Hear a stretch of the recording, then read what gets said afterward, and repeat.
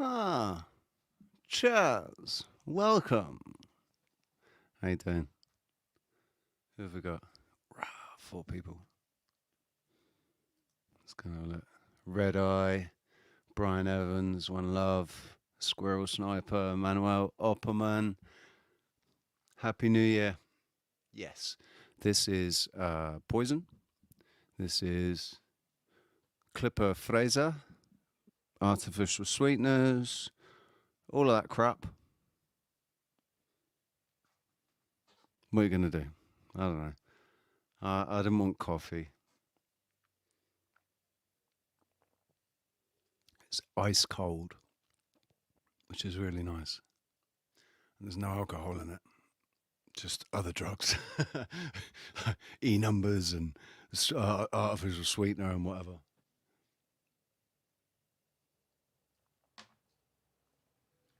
Wow, this microphone is really, it's really quite sensitive, isn't it? I can go all the way over here and it doesn't start picking me up until here. Very ASMR. What? No coffee? See, I had a coffee earlier. Manuel, but I drank it. And if I make more coffee, I'm going to have to actually make more coffee because there's not enough left in the percolator to make a full cup. So it's just going to, I can't be bothered.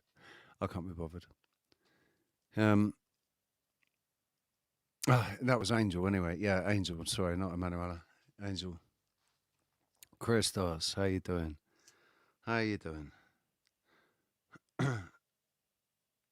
So I've been wanting to go live every day since New Year's Day. I've been wanting to go live, and for one reason or another, I've not been able to. Had issues with the internet.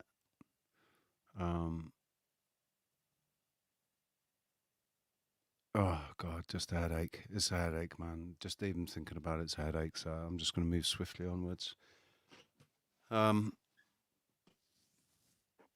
Yeah, today I had my Hebrew lesson earlier. I missed it last week because of the internet issue, and and had it this week. And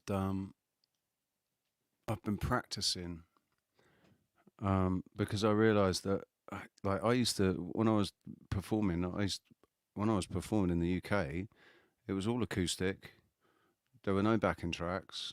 When I was performing in Portugal, it was all acoustic. There were no backing tracks for 6 years. I wasn't using backing tracks. I was just doing it acoustic. And then when I came here, I started doing everything with backing tracks. And because of that, I sort of started to forget how to play songs. And because all I do is I sit there and jam along with the song. Because I think there's a certain amount of kudos being able to just sit and play along to any song that plays. You don't have to know the song. You can sit there and work out the basic chord structures and then noodle around it. And which means it expands my repertoire massively because so long as I know how to sing the song, then I can do it because if there's a backing track available for it, as long as I know how to sing it, I can just noodle around on the guitar and just jam about. And so it looks and sounds like I can play the song, but I can't. But I really want to get back to, because acoustic sounds nice when people just do acoustic songs, doesn't it? So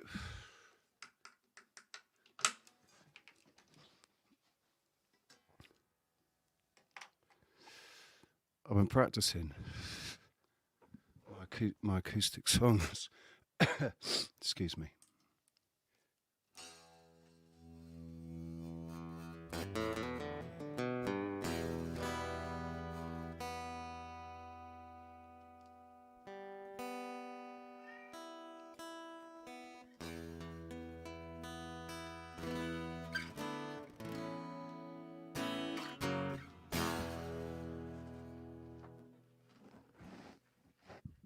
One thing I forgot to do.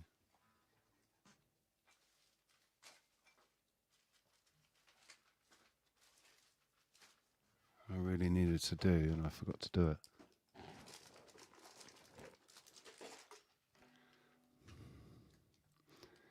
Caught my nails. My nails have got too long on my left hand.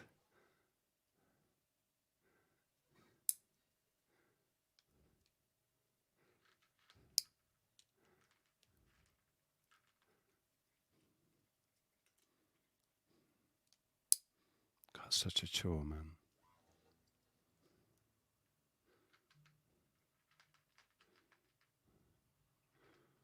What a pain in the arse as well.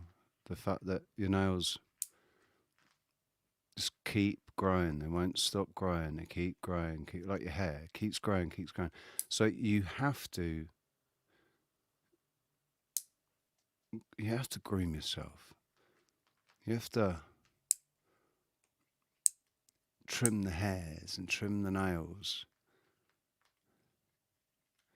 Which means that maybe the human body was designed in such a way that we would have to take care of it.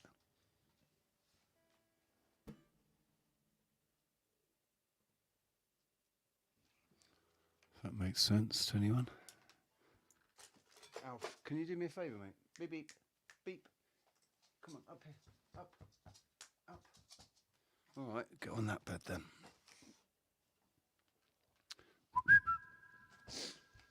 One, two. The reverb's a bit weird on this.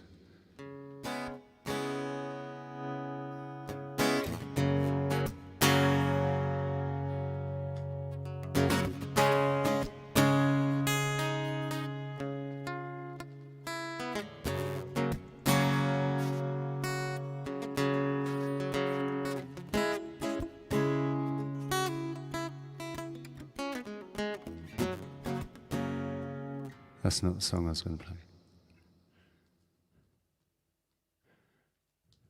Brian,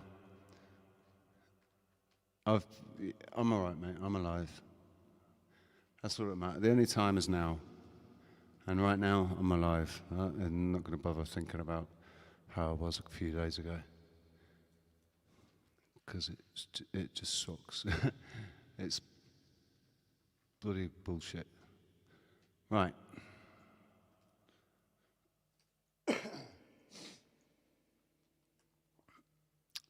So, acoustic songs.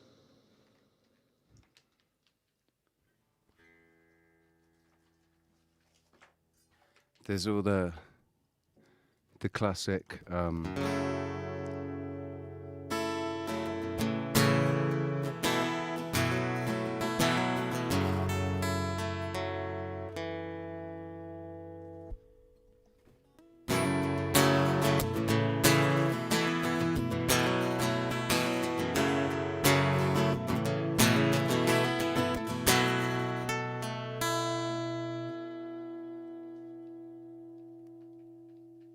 That's a cliche, that one.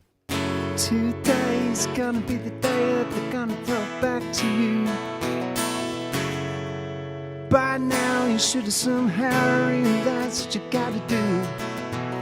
I don't believe anybody feels the way I do about you now.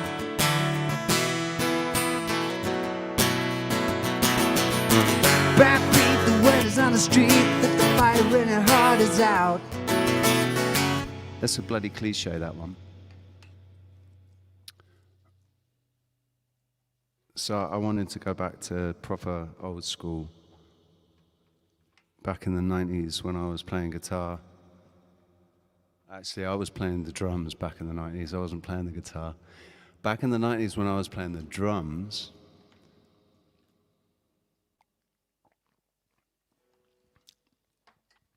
and you couldn't acoustic songs, like doing Metallica, yeah, there was Nothing Else Matters. But, you know, anything from Master of Puppets or Justice for All, it didn't really work on an acoustic guitar.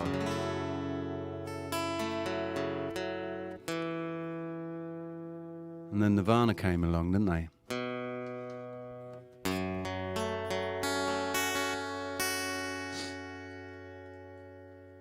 Oh, Nirvana came along.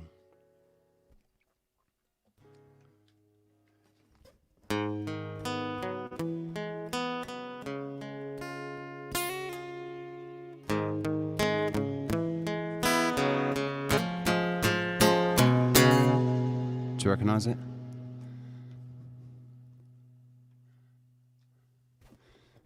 She eyes me like a Pisces when I am weak.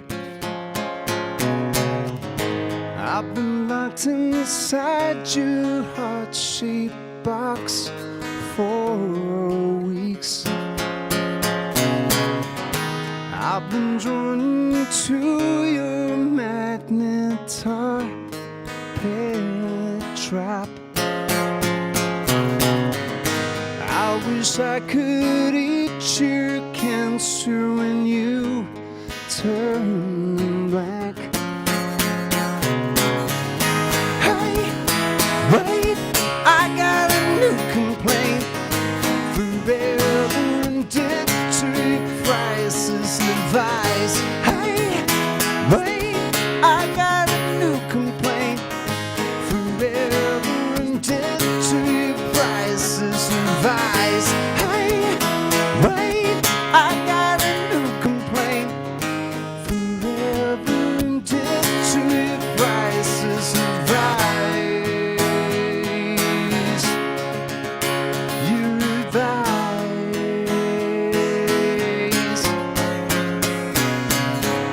Meat-eating orchids forgive no one just yet. Cut myself on angel's hair and baby's breath. Broken hymen of your highness, I'm left back. Pull down your umbilical noose so I can climb right back. Hey, wait, I got a new complaint. Forever addicted prices advice. Hey, wait, I got a new complaint. Forever addicted prices advice. Hey, wait, I got a new complaint. Forever addicted prices advice. Your thighs.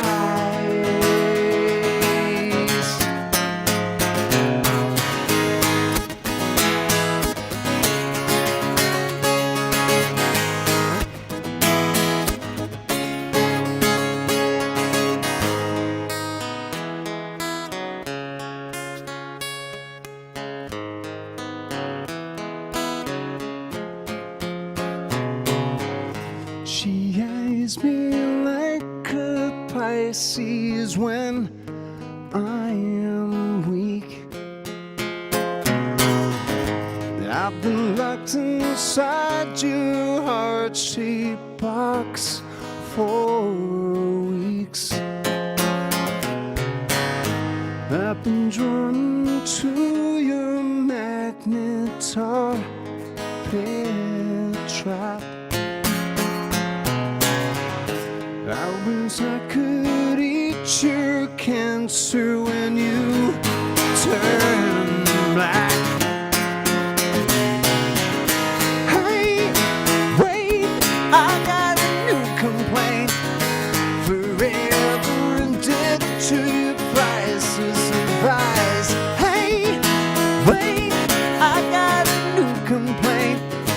Forever addicted prices advice. Hey, wait, I got a new complaint. Forever addicted prices advice.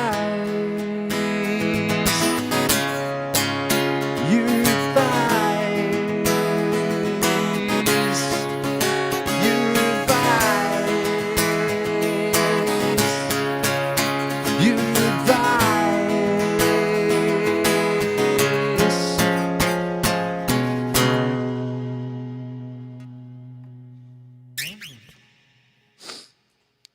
Ah.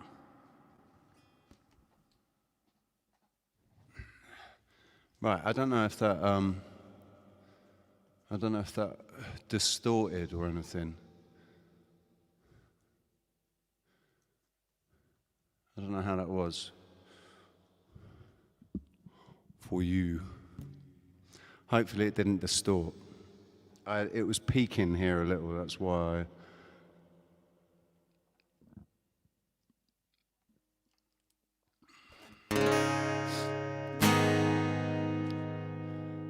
Caucasian Sasquatch. What we're doing, mate, right? We're turning off the echo.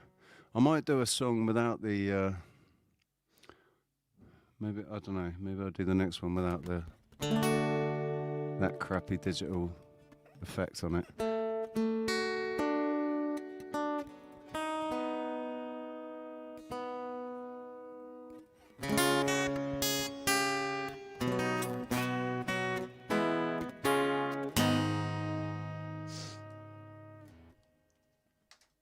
Yeah, I'm just having a little acoustic jam without backing tracks, which I haven't done for a long time, and also I don't know, I haven't been live for a little while, and wanted to catch up with everybody and let people know I'm all right. I'm all right now, at least. Things have been a bit. New Year and Christmas is difficult, anyway. But yeah, so had an interesting conversation. I won't say who with or when. Just had a very interesting conversation with a small group of people who are Christian, and it's very frustrating, isn't it, when you're trying to explain. When you sit there and you can point things out to somebody, and they can sit there and agree with you and go, yeah, yeah, oh yeah, they do that, yeah,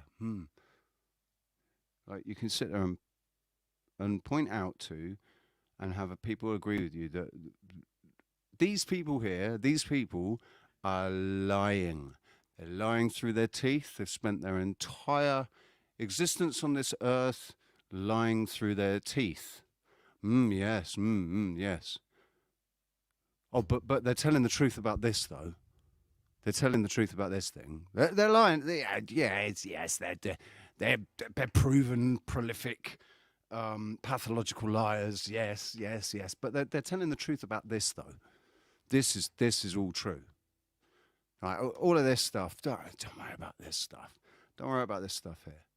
Don't worry about the fact that the people that are telling you, right, they're telling you through one side of their mouth one thing, and then they're doing something completely different that they've depicted in their story to everybody,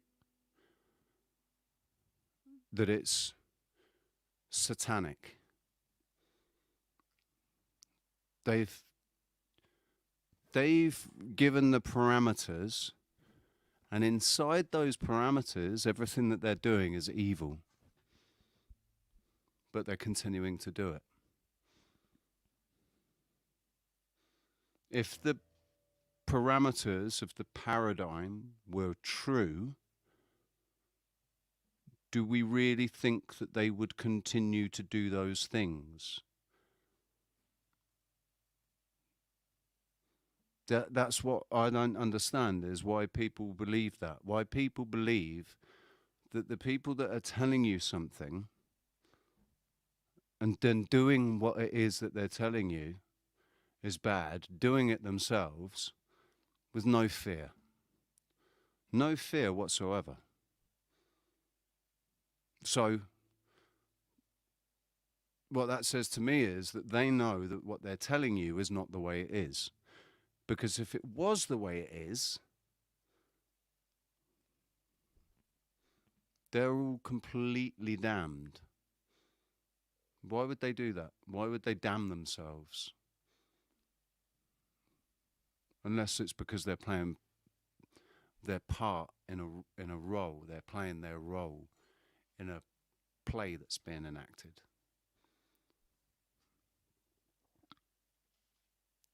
Oh, thanks, JP. So, yeah. Do you like Nirvana, Sasquatch? Do you like Nirvana? Sterling, how you doing, mate?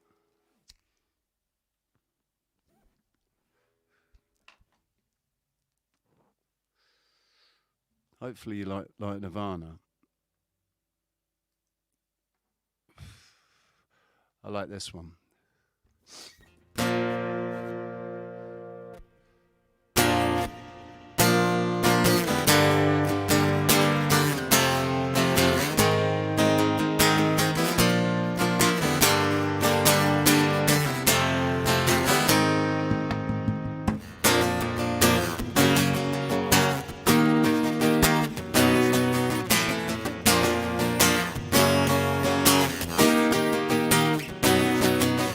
Sell the kids for food. Where the changes moods. Spring's here again. Reproductive glands.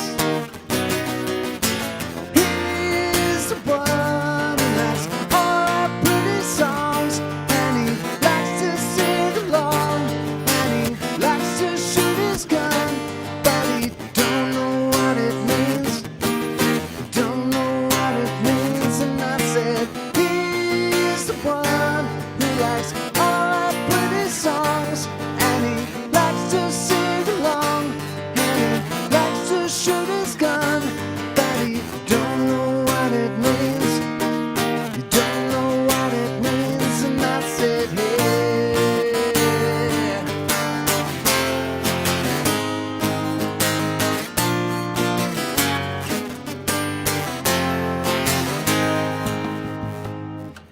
We can have some more. Nature is a whore. Bruises on the fruit, and the rage and bloom. He's one who likes all our pretty songs, and he likes to sing along, and he likes to shoot his gun, but he don't know what it means. Don't know what it means, and I said he's the one who likes all our pretty songs, and he likes to sing along, and he likes to shoot his gun, but he don't know what it means. Don't know what it means, and I said he's the one who likes all our pretty songs, and he likes to sing along, and he likes to shoot his gun, but he don't know what it means. He don't know what it means, and I said he's the one who likes all our pretty songs, and he likes to sing along, and he likes to shoot his gun, but he don't know what it means. He don't know what it means. Don't know what it means. Don't know what it means, and I said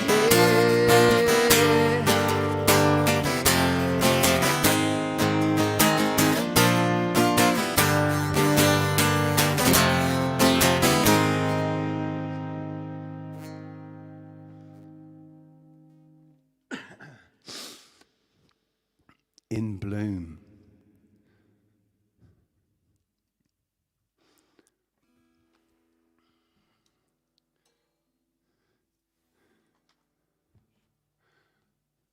So, yeah. So,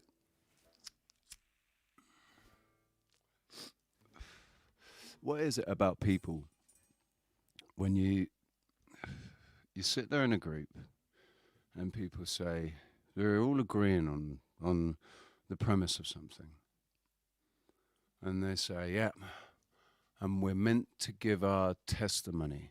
We're meant to proclaim our testimony to people. And so I sit there and say, yeah, but problem is, Christians have got this problem when I give my testimony. And I give my testimony, and exactly what I knew would happen, exactly the things that I knew would be said were said. It was programmed response. Absolute 100% programmed response. And I can see it clearly. I can see it clearly now, the rain is gone. I can see it clearly. Programmed response. It's like textbook programmed response. And so everybody ends up basically thinking that I'm obviously being influenced by Satan. And now I've given my heart to Satan because of this, basically. And it's like, okay. Thank you for proving my point. Thank you for proving my point. Like, you're fucking brainwashed. You're absolutely brainwashed and completely unable to free yourself from those mental chains that are holding you. I can't believe that a Christian would turn around and say, no, we are told not to trust our hearts. Hang on. So the Christians, the Christian leadership is basically in the doctrine, it says, do not trust your heart. Don't trust your heart because your heart is basically carnal. Right? That is the confusing, that's what they did when they confused love and lust. They did it. It was a very, very clever thing they did, confusing love and lust. Lust exists in the mind, not in the heart. Love exists in the heart and not in the mind. Like, you can know that you love somebody, you can understand and understand that you love somebody, but the love is not coming from your brain. Because if it was, then people wouldn't be in destructive relationships, they wouldn't fall in love with people who were, in all respects, bad for them. Because their brain would tell them, no, this person's bad for you. What are you doing? You don't love this person because this person's bad for you and you don't agree with what they're saying, or you don't agree with their behavior or whatever, but you just love them. No. Your brain wouldn't allow you to do that. Love comes from the heart. Lust comes from the brain. And they tell, and so the Catholics, because anything Christians are spouting has come basically from the Catholics, because Catholicism completely rinsed Christianity. Don't trust your heart. Well, it's my heart that's always steered me right. It's my heart that's always told me when to trust somebody or not to trust somebody, whether something is true or not true. When every single time when my heart's told me something, but everybody else is telling me something else, and every single time, without fail, 100% of the time, I am proven right, and the people that have disagreed and said, no, have been proven wrong. My heart's never lied to me. So anybody that's going to tell me that I shouldn't trust my heart can just go and whistle a little tune and go and jump off a cliff, as far as I'm concerned. And no, I'm not advocating for anything self-deletion or anything like that. I'm not advocating for that. I'm not saying that's what anybody should do. I'm using a turn of phrase. Just basically that opinion, as far as I'm concerned, is worthless because it's pre-programmed. Anybody that's not able to break free of that dungeon programming, I feel bad for. I feel really bad for anybody that cannot do that. People, and isn't this magic? It's understanding when your heart, know thyself, right? It's one of the biggest tenets of ancient times, to know thyself. It's in the scriptures to know thyself. Well, to know thyself is to know when you are in love with somebody or you're just sexually attracted to them. Whether you're, the feeling that you're experiencing is love, or if it's a baser carnal attraction. And that could be excitement. It doesn't have to be sex. It could be excitement or fear. Maybe you like, the person. Maybe sorry, there's a cockroach on my camera. Maybe the person likes fear, and there's the buzz they get from fear, adrenaline, or whatever. I can't believe these people sat there and said that to me, and they think that they're Christians and that they're right. They're right. They're absolutely. They can't even see their own ego in that. They can't humiliate themselves to say, hey, wow, hang on. This guy's got an honest testimony that's coming from his heart. Oh, no, you shouldn't trust the heart, should you? So obviously it's Satan that's speaking. Oh, okay. Right. Done any research into the word Satan? No. Satan's God's adversary. So Satan is is the king of hell. God's one side and Satan's the other. Is Satan a god? No, of course he's not a god. He's the god of the earth and the sky. Here in this realm. This is his realm. This is Satan's realm. Yeah, but isn't it God's realm first? It's God's realm first. And then in scripture, God says that Satan can have this realm.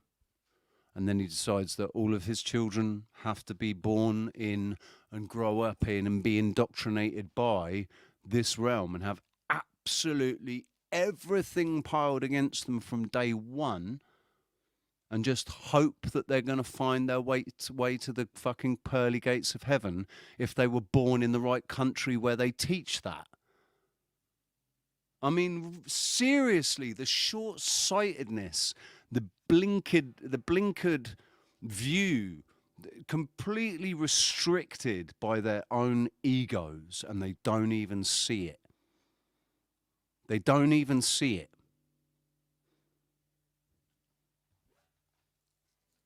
Everything is God. Every one of us, we are all God. We all have God within us. We're all a piece of the creation. We're all part of creation. We are all the Word made manifest. We are the Word incarnate. But no, I'm satanic for saying that.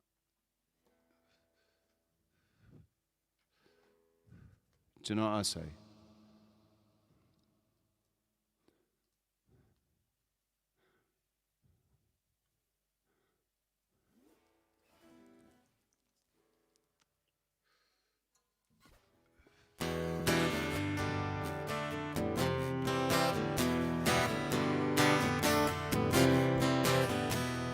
Polly was a cracker. Think I should get off her first. I think she wants some water to put out the blowtorch. Here's a mate, have a seat. Let me clip dirty wings. Let me take a ride. Cut yourself. Want some blood, some help. Promise rope, I've been told. Promise you, I've been true. Let me take a ride. Cut yourself. Want some help? Please myself.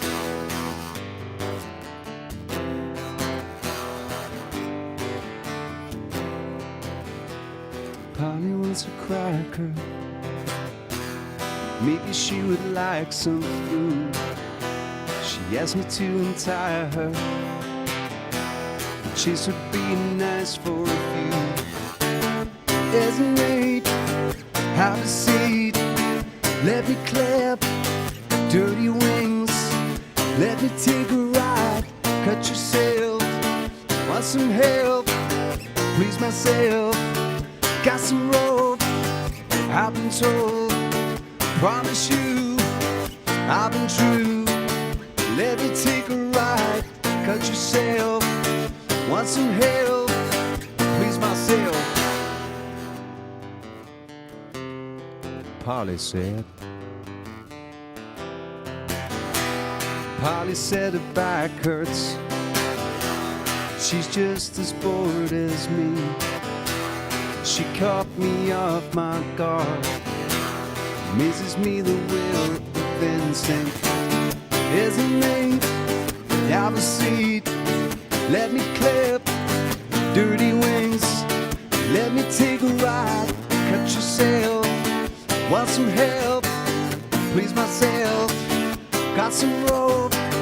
I've been told. Promise you, I've been true. Let me take a ride. Cut yourself. Want some help? Please myself. That's all I got to say about it.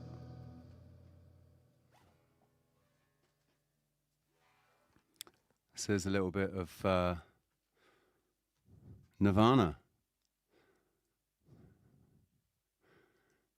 I'm working on Lithium and a couple of others.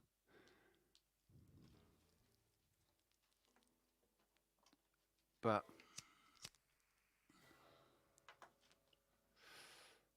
I do have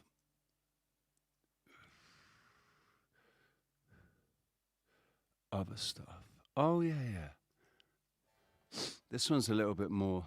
Right, this is a good one. Because this is the case with these Christians and they don't realise it. They don't get it. There's something in the way, man.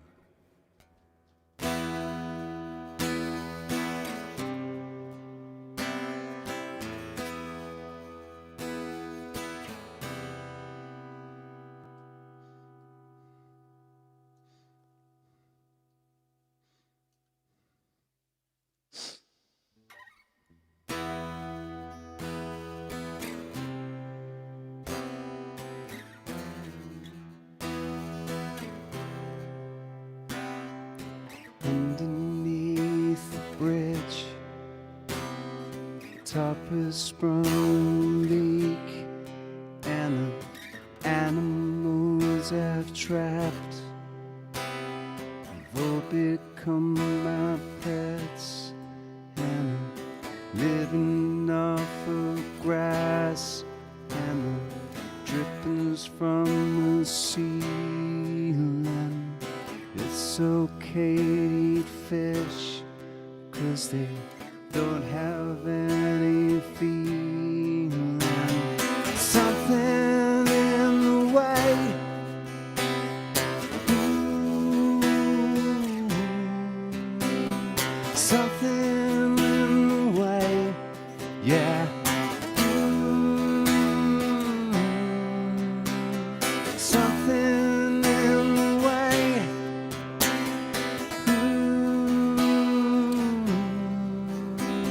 Something in the way, yeah. Something in the way.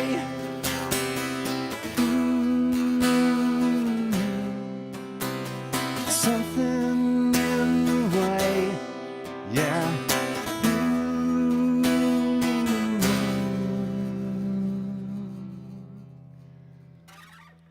Underneath the bridge, top has sprung a leak, and the animals have trapped have all become my pets, and I'm living off the grass and the from the ceiling. It's okay to eat fish, 'cause they don't have any feeling. Something in the way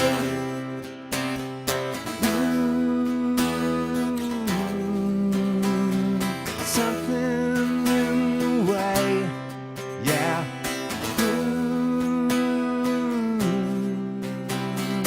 Something in the way.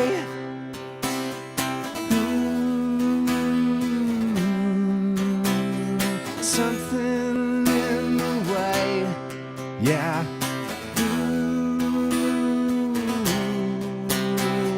Something in the way.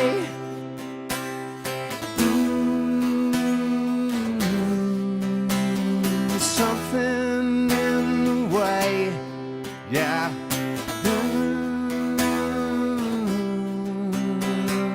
Something in the way.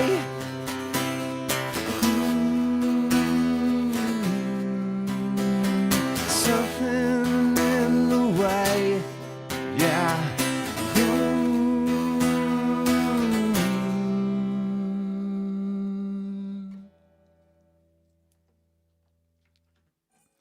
Right, that's it. Yes.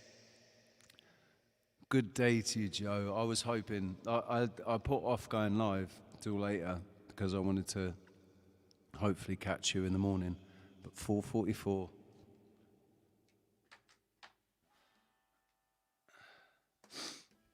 I'm just brushing up on my acoustic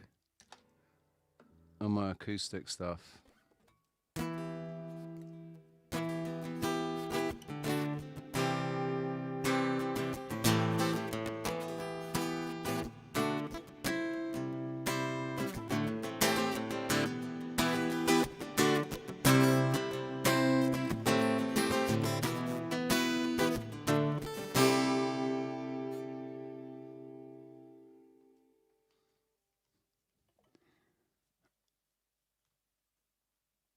So yeah, you just caught the end of my my For Nirvana. You want Metallica, acoustic Metallica, to prove that I can play it.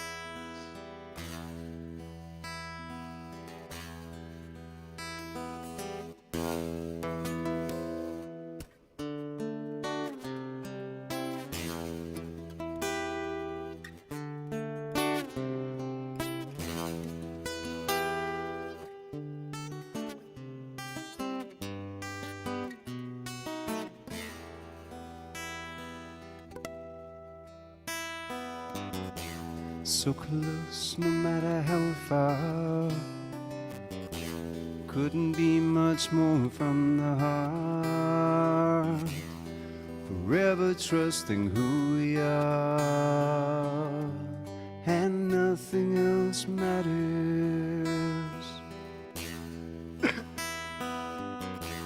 Never opened myself this way. Life is ours, we live it away. All these words I don't just say, and nothing else matters.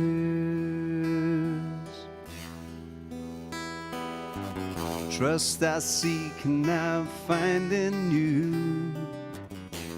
Every day for us something new. Open mind for a different view, and nothing else matters.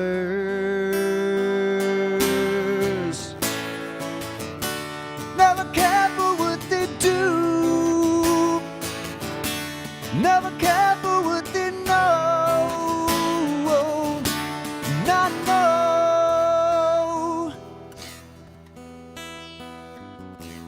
So close, no matter how far. Couldn't be much more from the heart. Forever trusting who we are, and nothing else matters.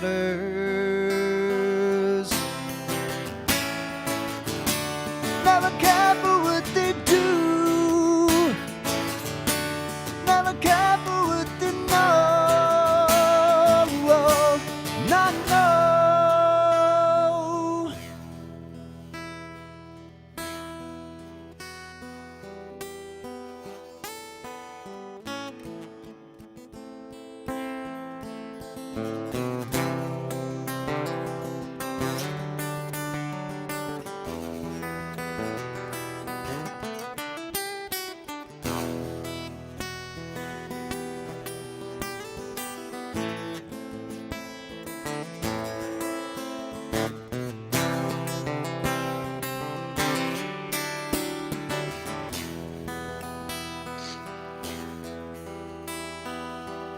Trust I seek and now find in you. Every day for us something new. Open mind for a different view, and nothing else matters. Never care for what they say, never care for games they play. Never care for what they do, never care for what they know, not know.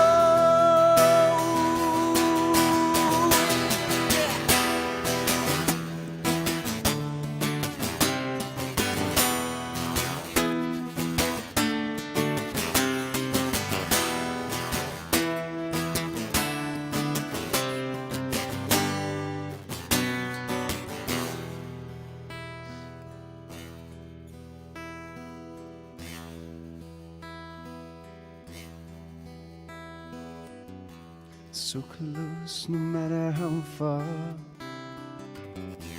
Couldn't be much more from the heart. Forever trusting who we are.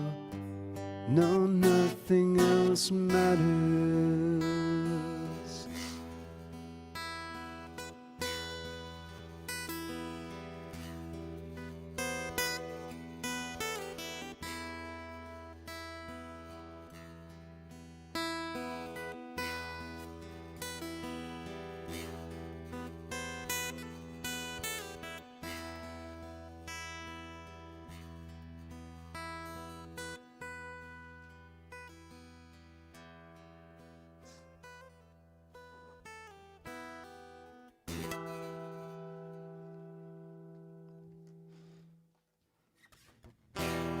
There you go. Metallica. Nothing else matters.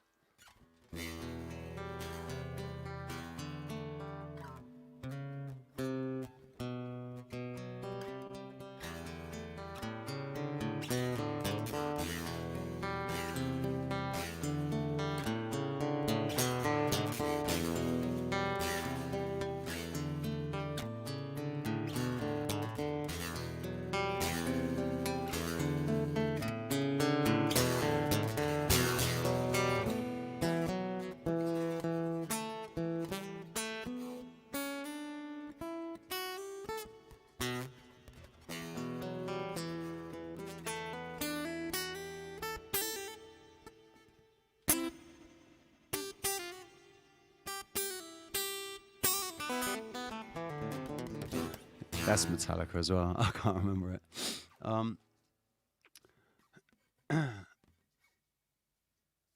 Welcome, Richard Evans. Thank you very much. If you're subscribing, mate, thank you very much. And Red Eye, I've played that song I don't know how many times. That's it, Sanitarium.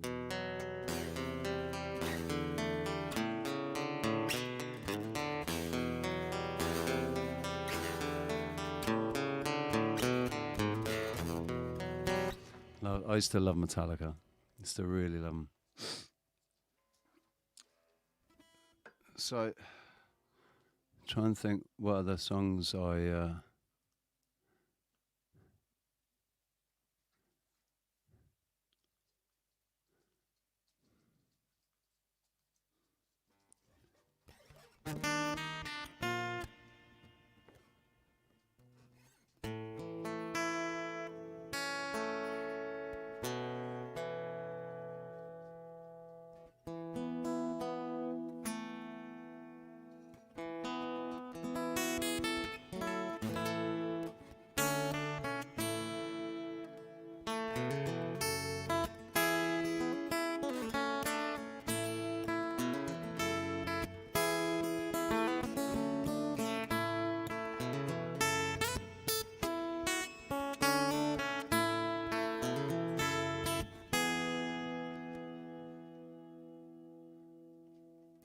You hit a fast car I wanted to get to anywhere. Maybe we could make a deal. Maybe to get a weakness somewhere. Any place is better. Starting from zero, got nothing to lose. Maybe we'll make something. But me by myself, I got nothing to prove.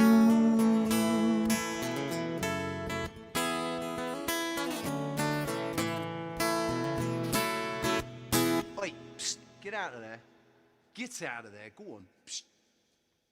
Sorry. You get a fast car, and now I got a plan to get us out of here and working at the convenience store.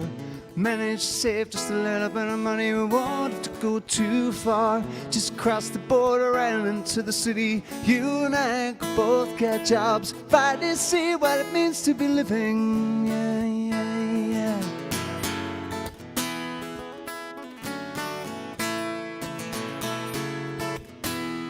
You see, my old man, he's got a problem. He lives with a bottle, that's the way it is. He said his body's old for working. Said his body's too young to look like this. My mama went off and she left him. She wanted more from life than he could give. Said somebody's gotta take care of him. I quit school, that's what I did.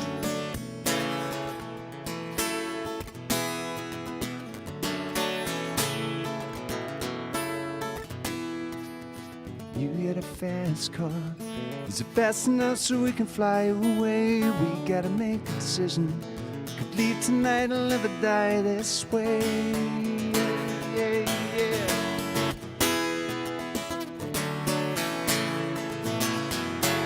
So remember we were driving your car. Speed so fast, I felt like I was drunk. And the city lights lit up before us. And you're off button, I swept around my soaring. Oh yeah, yeah.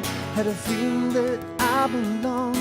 Had a feeling I could be someone, be someone, be someone. Could be someone. Said you had a fast car. We go cruising to entertain ourselves. You still ain't got a job. And I work in the market as a checkout boy. I know things will get better. You'll find work and I'll get promoted. We'll move out of the shelter, buy a bigger house and live in the suburbs.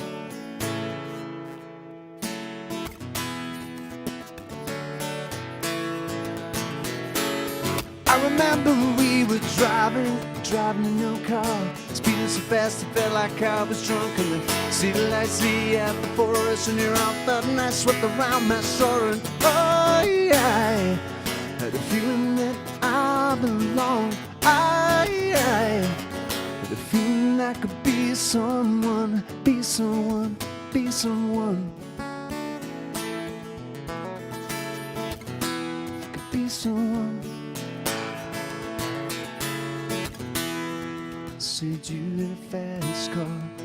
I got a job that pays all our bills. You stayed out drinking late at the bars. You more of your friends than you do with your kids. Always hope for better. Thought maybe together you and me would find it. Ain't got no plans, they ain't going nowhere. Take your fast car, keep on driving. Just keep on driving. I remember we were driving in your car, speeding so fast I felt like I was drunk, and the city lights see out before us, and your arm felt nice wrapped around my shoulder. And I had a feeling that I belonged. Yeah, had a feeling I could be someone, be someone, be someone. Could be someone. Said you had a fast car. Is it fast enough so you can fly away? You gotta make a decision. You could leave tonight and never die this way. You die this way. Remember we were driving your car, speeding so fast I felt like I was drunk, and the city lights way out before us, and you're up and I slipped around my shoulder. And yeah, the feeling that I belong. The feeling I could be someone, be someone, be someone. Could be someone. You had a fast car. Is it fast enough so you can fly away? You gotta make a decision. You could leave tonight or live or die this way.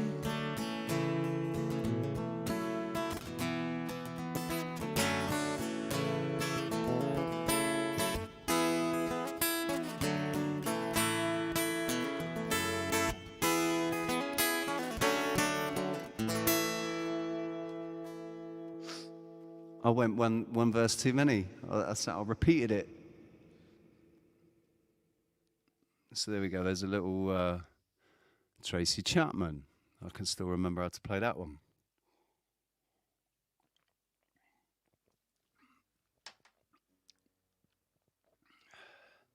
So, wow, I've got 15 people here watching. How are you doing? Thank you very much.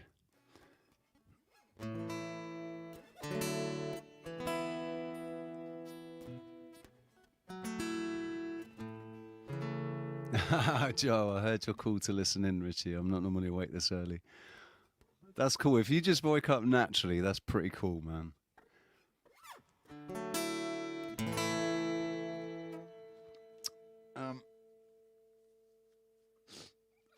So yeah,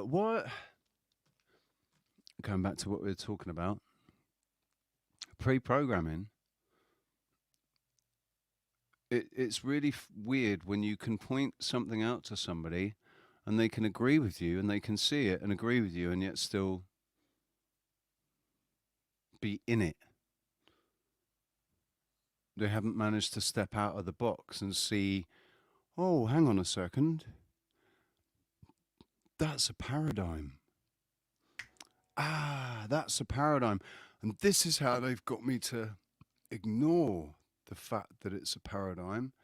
And these are the tools that they've used. It's all fear-based.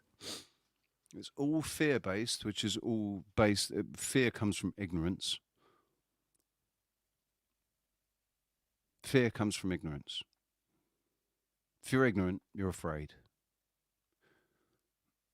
You're easy to scare. So many analogies to illustrate that, how ignorance is the main cause of fear.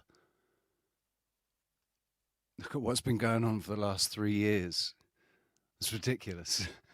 And you sit here, I sit here and I point out, hey, look, the last 3 years has demonstrated to you in real time how they operate. How they operate hasn't changed. Ever. It's their MO. They don't have the imagination to be able to change it. They can only do what they've always done. They can't think outside of they can't play outside of the box because they've made the box, and in order to be the kings of the box, they have to be in the box. They can be a little bit outside, but they're in the box still.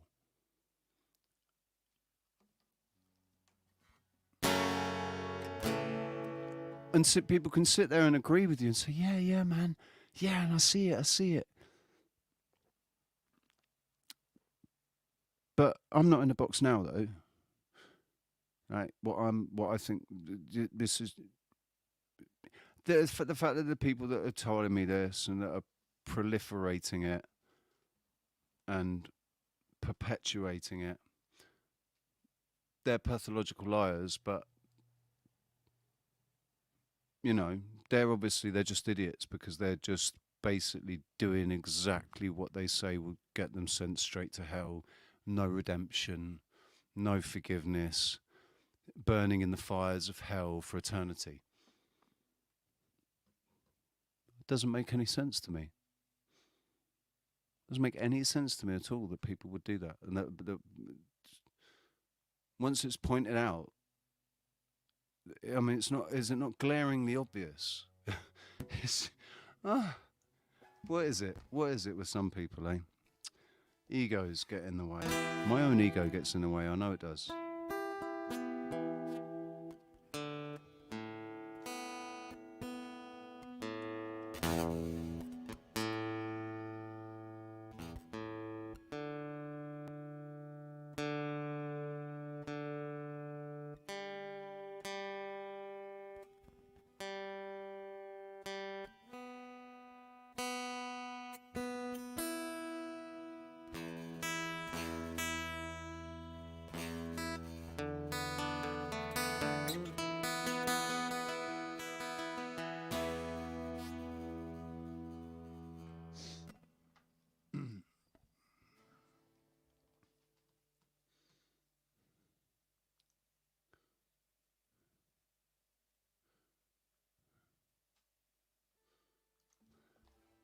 I think this song states it perfectly, actually.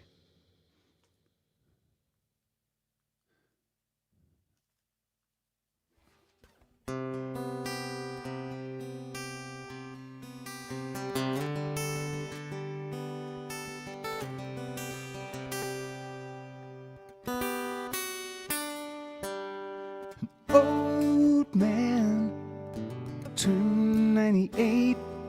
You won the lottery, and you died the next day. It's a black fly in your Chardonnay.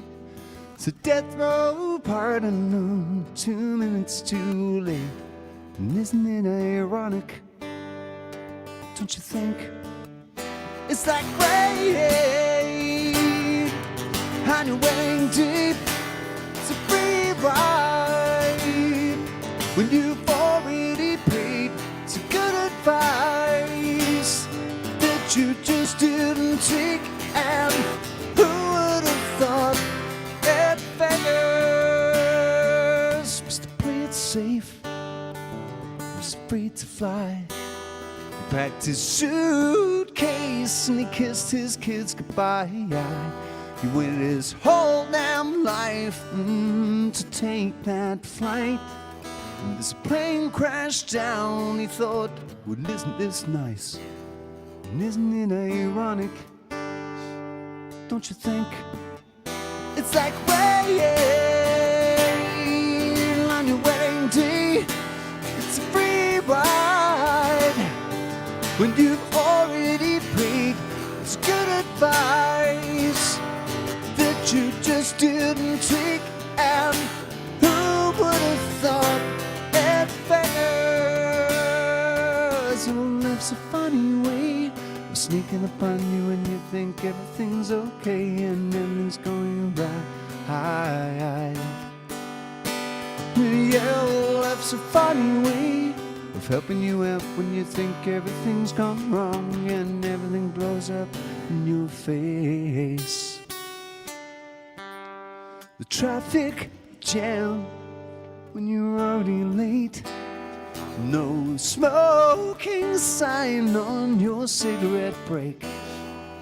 It's like 10,000 spoons when all you need is a knife. It's meeting the man of your dreams and then finding out that he's a pansexual dolphin. And isn't it ironic? Don't you think? a little too ironic. And yeah, I really do think it's like waiting on a wedding day. It's a free ride when you've already paid. So good advice that you just didn't take. And who would have thought it figures?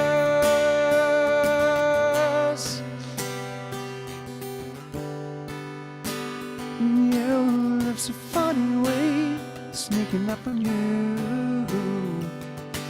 Love's a funny, funny way of helping you out, helping you out.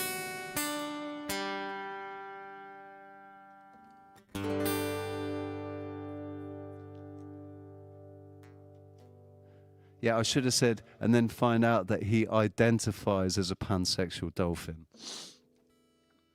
Do you like that?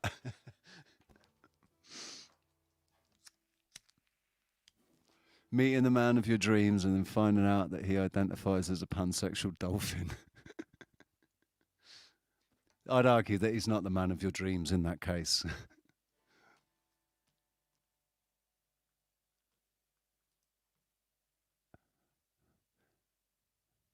This is one of the things that's why it's been so easy to brainwash Christians into, oh, don't trust your heart. Well, because everybody's been confused as to what their heart is. Everybody's been confused as to what love is, what love actually is. Like, other languages have more than one word for love, but in English we've only got the one, just love. Oh, it's love. It's love, man. It's just love, love, love, love, love, love. Fuck off. There's more than one type of love. And love is way more powerful. But unfortunately, lust is to the physical body. Love is a spiritual thing. Lust is a physical thing.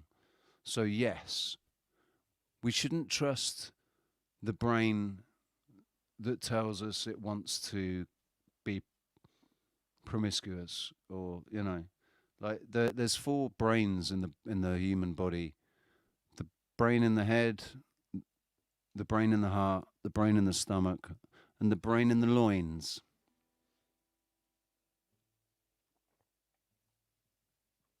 And we've all heard of the expression, the big head letting the little head do the thinking. Right, thinking with the little man instead of the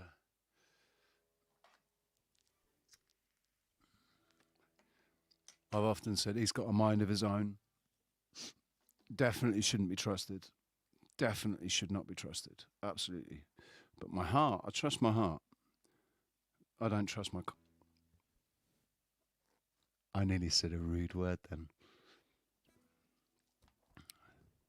Balance is definitely the key. And trying to explain to Christians, trying to explain to a Christian, do you understand that you're stuck in a black and white paradigm? You understand that this whole God versus the devil, anything versus, this versus that, anything that is this versus that, they're trying to steer you the wrong way. I was going to say cock, but yeah.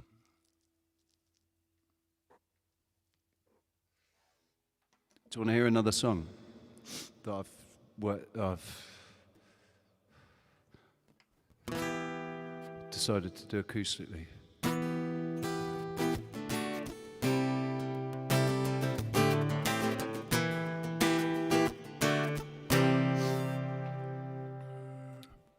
Sometimes I feel the fear of uncertainty stinging clear, and I can't help ask myself how much I let the fear take the wheel and steer. This tripped me before, seems to have a very haunting mass appeal. Lately, I'm beginning to find that I should be the one behind the wheel. Wherever tomorrow brings, I'll be there with open arms and open eyes, yeah. Wherever tomorrow brings, I'll be there. I'll be there, yeah, yeah. So if I decide to waver my chance to be one of the hive, will I choose water over wine and hold my own and drive? Oh, oh, oh, yeah. It's driven me before, and it seems to be the way everyone else gets around. Lately, I'm beginning to find that I drive myself, my light is found. Wherever tomorrow brings, I'll be there with open arms and open eyes, yeah. Wherever tomorrow brings, I'll be there. I'll be there, yeah, yeah, yeah. Do-do-do, do-do-do, do-do-do-do.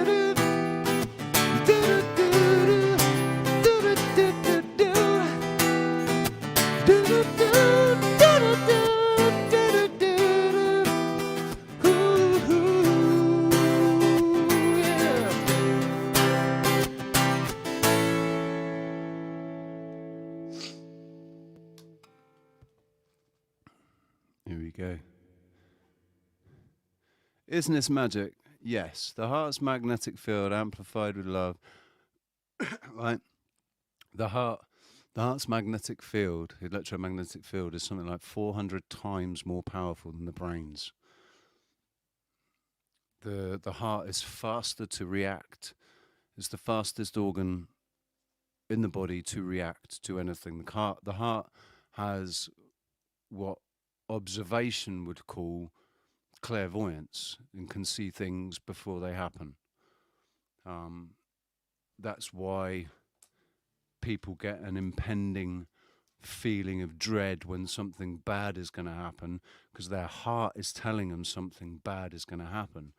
But the way that they've messed us up and confused us and made us focus on the brain, when you think about things and that makes you anxious, because you think about things and you play situations out in your head and you try and predict the future, that makes you anxious, and that's a gut feeling in your stomach, but it's a horrible anxiety IBS gut feeling. But there's a gut feeling that you get when you're not thinking about something, you just know. And that comes from your heart, because you don't need to think, because your heart is already telling you. So, yes, our journey is definitely back to the heart, Joe. It really, really surprises me that a Christian would turn around and tell me that they're taught, no, you shouldn't trust your heart. Oh no, oh my God, no. Oh no, that's how the devil deceives you, is with your heart. Wow, really? Have you heard about the fact that everything's been flipped on its head, and in this reality, black is white and white is black? So maybe the whole time they've been telling us one thing, you've got to consider that it might actually be the other. And with everything that's been proven, like I keep saying to everybody, I really don't get this. This is one of the things that was really drilled home to me when I was young, when I was a child. And I don't know if it's because I lied. I just remember that it was drilled home.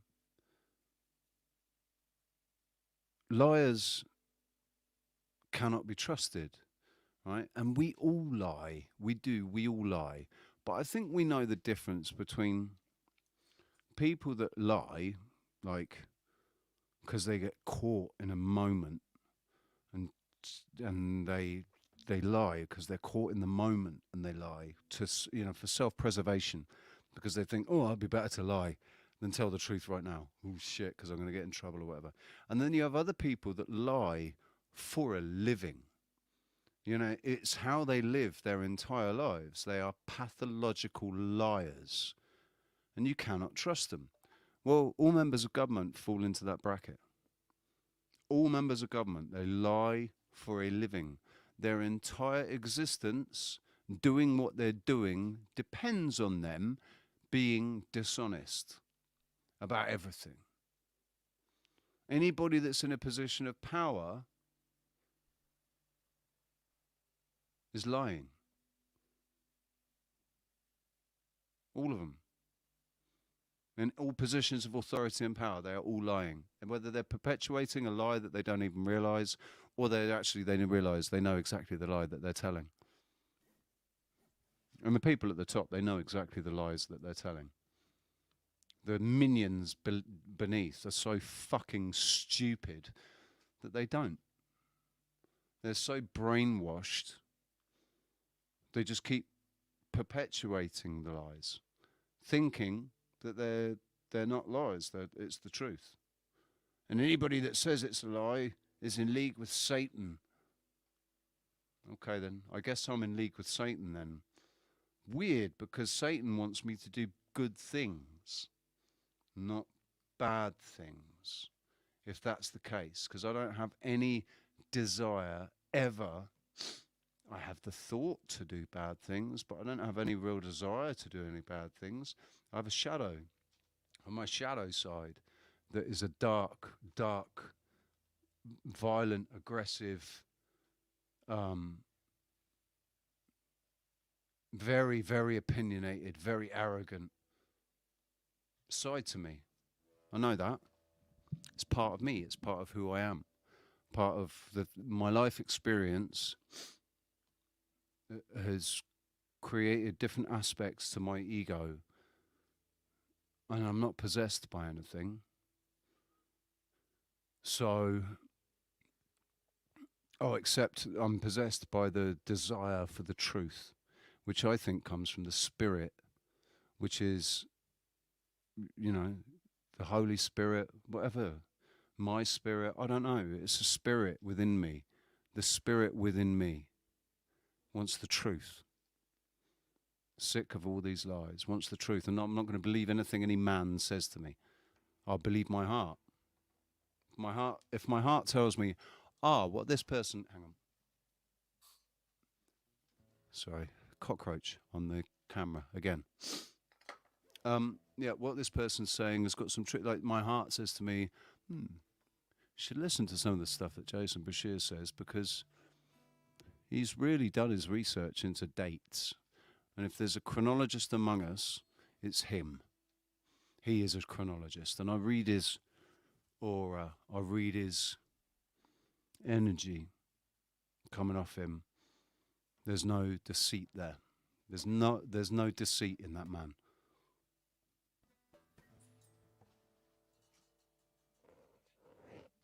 I don't know how there's so many bloody cockroaches on the... Well, I do, because my room is infested with them, but they're all over the bloody camera.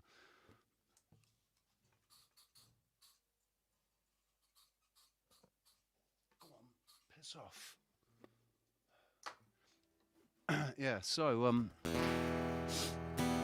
ladies and gents, don't forget, if I know you guys here, this isn't directed at you guys. This is directed at anybody that's watching on a replay. If you're watching on a replay and you're still here and you're still watching, you got anything better to do? Are you waiting for me to play another song? Thank you very much for being here. If you're watching on a replay and you're here to listen to music, don't forget, this is sort of digital busking. There's links in the description for PayPal. PayPal is the best one. I haven't. I don't think I've received anything from Buy Me a Coffee. I can't confirm that I've actually received anything from Buy Me a Coffee yet. But I'm sure they have. I'm sure they have. Anyway.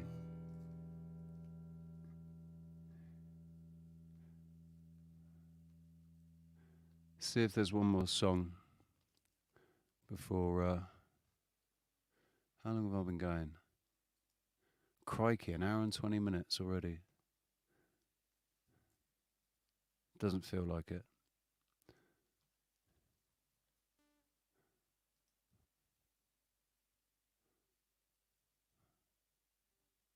Oh, there we go. Just one more that I've got for it to do as an acoustic. The only thing about this one is there's a key change in it, and so I just have to, like when I'm playing with the backing track, it masks what I'm doing, but because I'm not playing with the backing track, you're going to see I'm going to move the capo from the 3rd fret to the 4th fret. Because, and also this song, Nia has done the same as he did with Folsom Prison Blues, and he's given me some lyrics that relate to, I think they relate to the jibby jab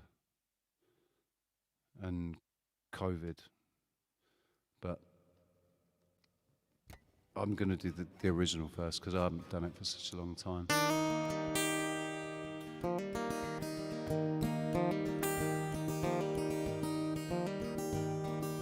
One summer's evening on a train bound for nowhere, met up with a gambler, we were both too tired to sleep, so we took turns staring at the window at the darkness.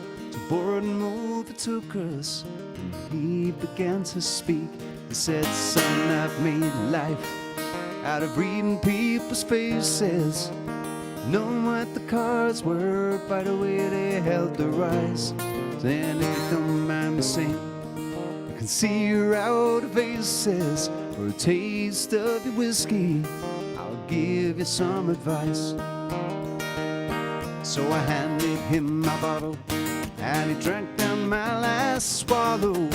Then he bummed a cigarette and he asked me for a light. Then the night got deathly quiet and his face lost all expressions. He said, if you're gonna play the game, boy, you gotta learn to play it right. You gotta know when to hold 'em, know when to fold 'em, know when to walk away, know when to run. You never count your money when you're sitting at the table. It'll be time enough for counting when the dealing's done. This is where the key change comes in. Now every gambler knows the secret to surviving is knowing what to throw away and knowing what to keep. 'Cause every hand's a winner and every hand's a loser, and the best that you can hope for is to die in your sleep. And when he finished speaking, he turned back toward the window, gulped down a cigarette, and he faded off to sleep.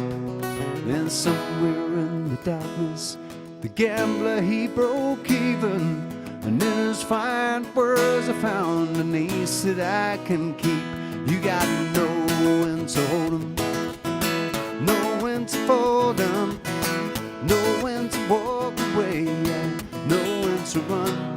You never count your money when you're sitting at the table. It'll be time enough for counting when the dealing's done. You gotta know when to hold 'em, know when to fold 'em, know when to walk away, yeah, know when to run. You never count your money when you're sitting at the table. Be time enough for counting when the dealing's done. You gotta know when to hold 'em, know when to fold 'em, know when to walk away, yeah, know when to run. You never count your money when you're sitting at the table. It'll be time enough for counting when the dealing's done. go.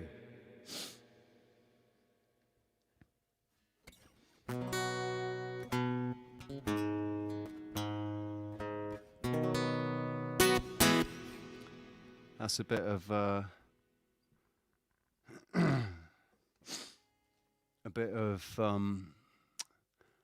Kenny Rogers for you. A little bit of Kenny Rogers.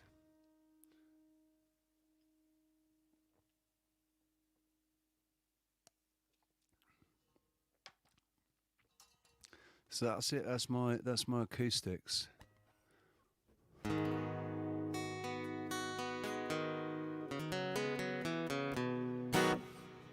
I know there's others. I'm sure there's others. But I just need to polish them up before I do them acoustically. Like Here Without You, and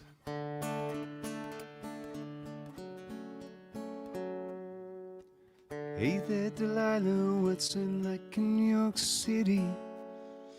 I'm 1,000 miles away tonight. Girl, you look so pretty, yes you do. Times Square can't shine as bright as you. I swear it's true. Hey there, Delilah, don't you worry about the distance. I'm right there if you get lonely. Give this song another listen. Close your eyes. Listen to my voice, it's my disguise. I'm by your side. Oh, it's what you do to me. Oh, it's what you do to me. Oh, it's what you do to me. Oh, it's what you do to me. What you do to me. Hey there, Delilah, I know times are getting hard. Just believe me, girl, someday I'll pay the bills with this guitar. We'll have it good. We'll have the life we knew we would. My word is good. Hey there, Delilah, I've got so much left to say. For every simple song I wrote to you would take your breath away, I'd write it all. Even more in love with me you'd fall, we'd have it all. Oh, it's what you do to me. Oh, it's what you do to me. Oh, it's what you do to me. Oh, it's what you do to me. 1,000 miles seems pretty far, but they've got planes and trains and cars. I'd walk to you if I had no other way. Friends that all make fun of us and we just laugh along, because we know that none of them had felt this way.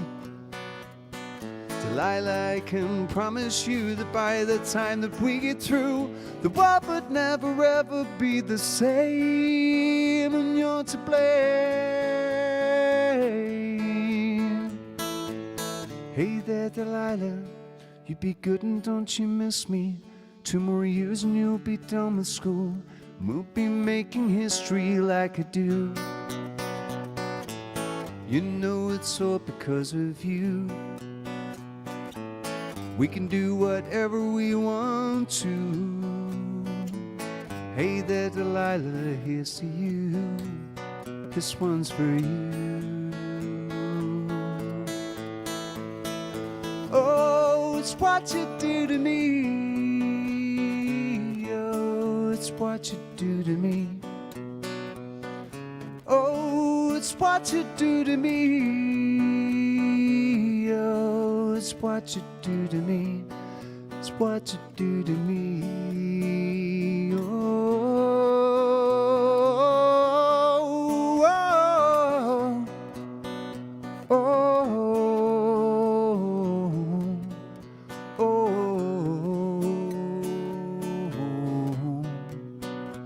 oh.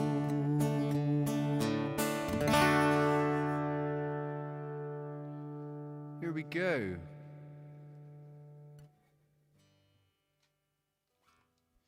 There we go. Bit of plain white teas.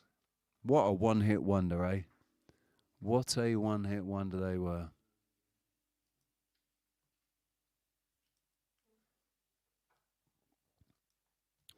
There might be one more.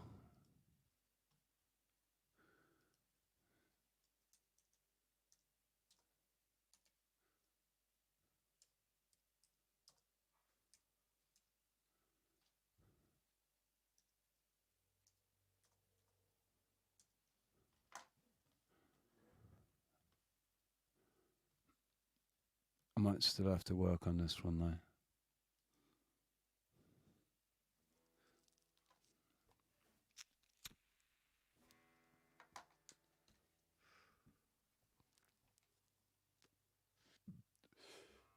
This is Tom Petty, but done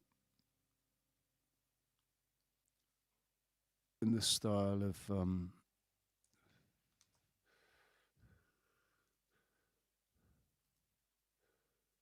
that other guy.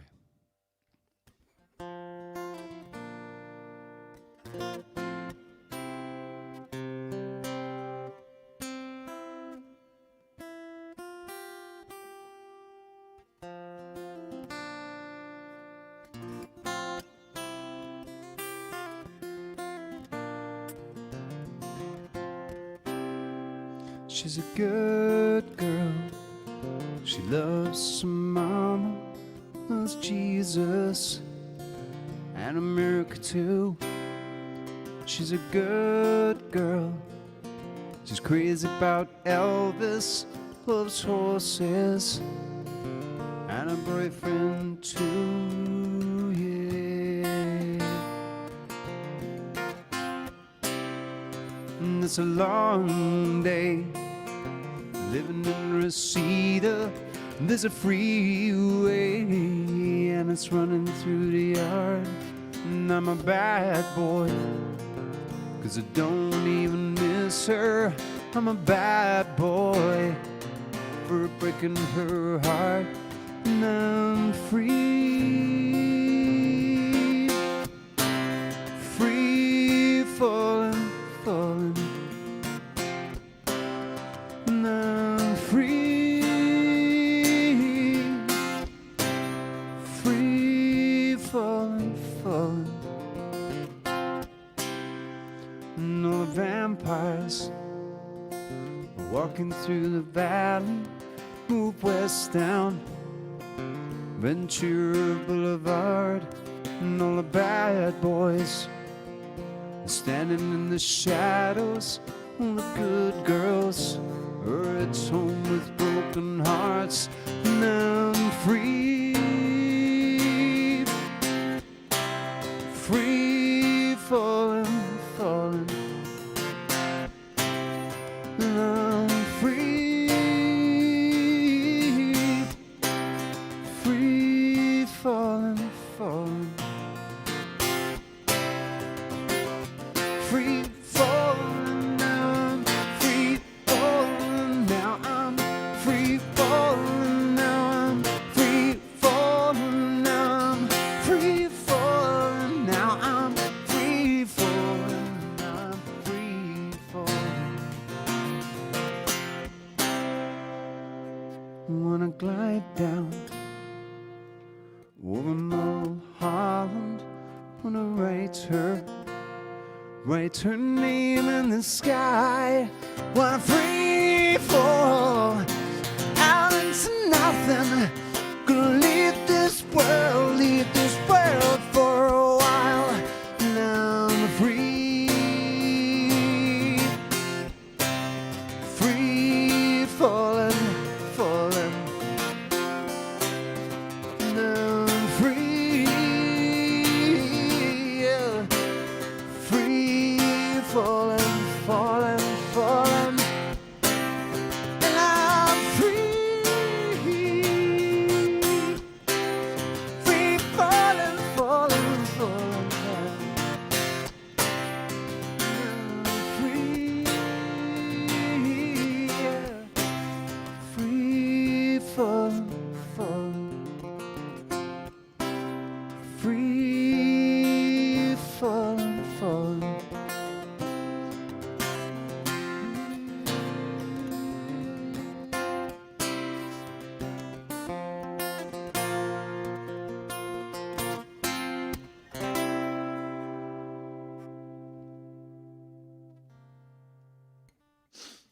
Tom Petty. I haven't done that acoustically for a very long time. So yeah, that needs to be worked on a little bit.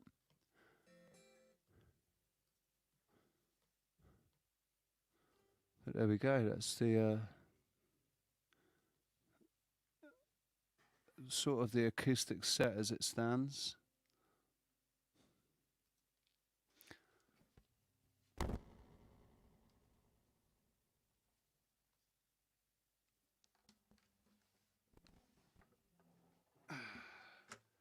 Yeah, the thing is, I forgot to close my window. I forgot to close my window, and there are people sat right outside there, and all they can hear is, you know, me, and it's I don't know, self-conscious because we're at home, you know. Don't want to encroach on people, and noise is a really good way to encroach on somebody else's privacy. I'm very aware of that. I'm very aware of how loud I am. When I want to get up really high, I need to sing really loud. When when my voice isn't, because I've not been performing, for, it'll be 2 years this year. Not been able to work, not been able to earn my own bloody money.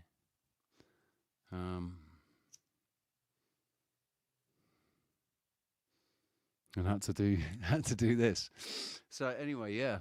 Thank you very much. Yeah, maybe they do. I mean, most of the time, Curious Squirrel. Most of the time, people come up afterwards and compliment. You know, but it I don't know. Maybe I'm just a stubborn bastard because I think, well, yeah, but I'm still. I can imagine being sat there, being sat in their position, and after an hour saying, "Oh yeah, he's good, man, but fucking hell, we should shut up."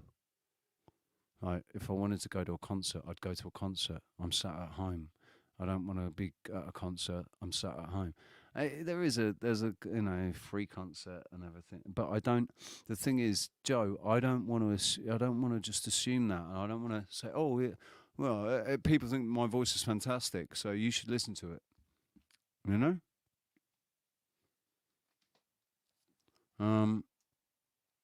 I mean, part of it is it still doesn't sound like I want it to.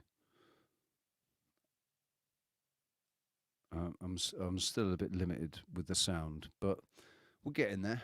We're getting there. I need to get a pedal. Actually, technically, I need 2 pedals, one for the guitar and one for the vocals, to handle the effects, because they do add to it. They add a dynamic to it. So it's it's just it's a nice little dynamic, equalising and stuff. Because it's all been done through this desk, through the software on this desk, and software doesn't really stand up to hardware.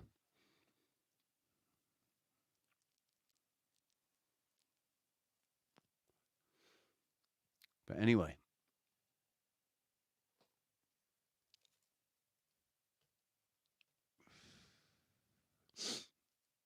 I hope everybody had a good Christmas. And I mean, who can believe that it's the 8th of January? Oh, I can see a. Thank you very much for that, PayPal. Thank you. You're awesome. Thank you. That's fantastic. Thank you.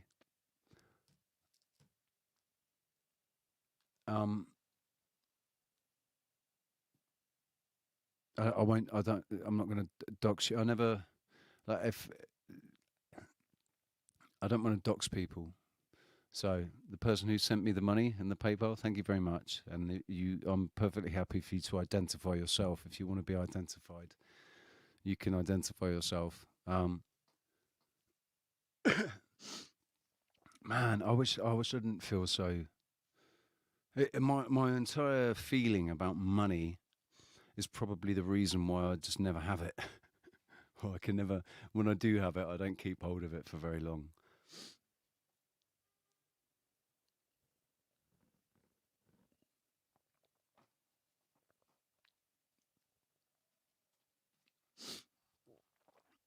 Deep, deep-seated programming, and I know Joe. He said like, I should go back to my first memory of money and what that was, and I've done that,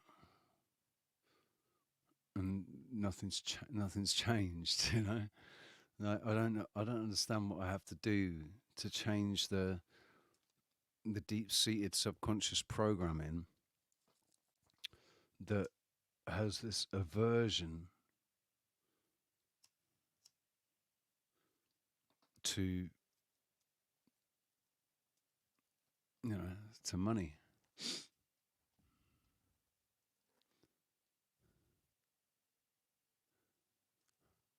I just always remember we never had enough. Never had enough for what they wanted. Always, always like two steps from the top of the ladder, or you know, two steps from the finish line. Never quite getting there. Or it does just doesn't happen. You know. God, the number of times my old man came back. The number of times my old man came back at a weekend, and he'd been away. He'd been going around the world for a week or 2 weeks, and he'd come back and he'd crack open a bottle of champagne, and we're celebrating because if this deal goes through, we'll be millionaires. It was always if this deal goes through, and he was always celebrating the deal before it was signed. Always. And every time the deal fell through.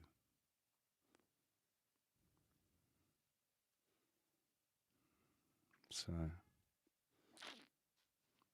don't know what kind of programming's come out of that. Deep seated subconscious programming for me. Because that was all when I was like 6 years old, 5, 6 years old.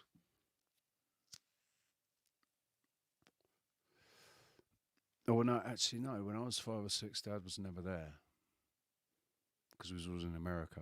This is when I was in my teens. Anyways,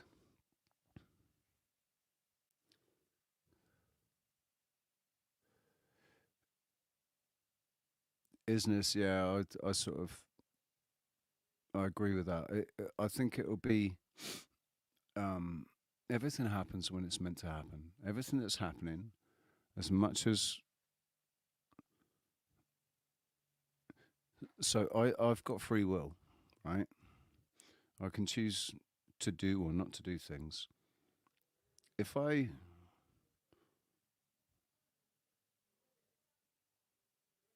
choose something that's out of line with what should be, all that's going to happen is it's going to take longer to get to where I'm supposed to go, and it will be more painful. But I think that everything that's happened happens for a reason, and nothing will happen until it's meant to happen. Nothing will happen before it should, and so in that sense, I'm fatalistic. And I say it doesn't matter what I do. The ultimate plan is ineffable, and I have a part to play in it. Uh, it's almost like it's already done,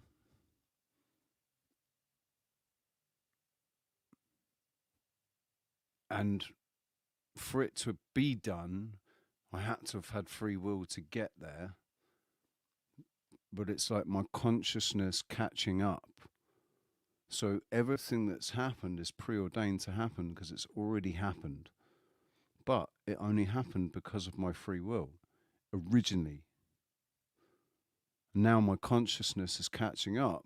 So my consciousness could say, oh, but everything's already preordained. Doesn't matter what I do. Doesn't matter what I do. We're going to get here anyway. Well, because of all it's me in the future already made all those decisions. It's just my consciousness that's catching up. Does that make sense? That's what I think. I really wanted to have a really good conversation today with with some people that but you just can't. You can't talk to people that are locked into a paradigm because their minds are closed to everything else. You can try and communicate with Christians, but you can only communicate to a certain point. If you try and explain anything to them that's outside of their paradigm, or it's within their paradigm, but in their paradigm it's described as satanic, you can't get through to anybody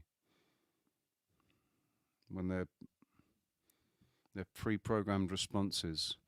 Oh, Satan will love that. Oh, Satan sat there rubbing his hands together, listening to you saying those words. Is he? Okay, yeah, probably he is, because he's in me, just like he's in you. Right? Maybe it's Satan that sat there telling you that I'm getting it wrong. It's only your perception that's saying that the thoughts that you're having are coming from God, and the thoughts that I'm having are coming from Satan. That's your perception of it. My perception of it is that I'm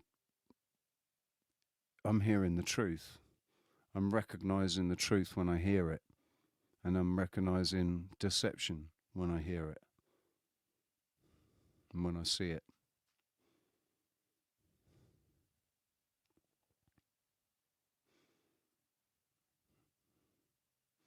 Does anybody want to come on? Do you want to come on, Joe? Red Eye, if you're still about, business. Anyone want to come on?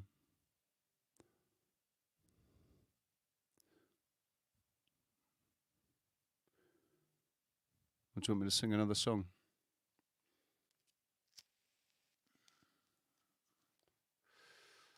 I'll do some Wish You Were Here, but I'm not going to do any more acoustic. I'll use a backing track.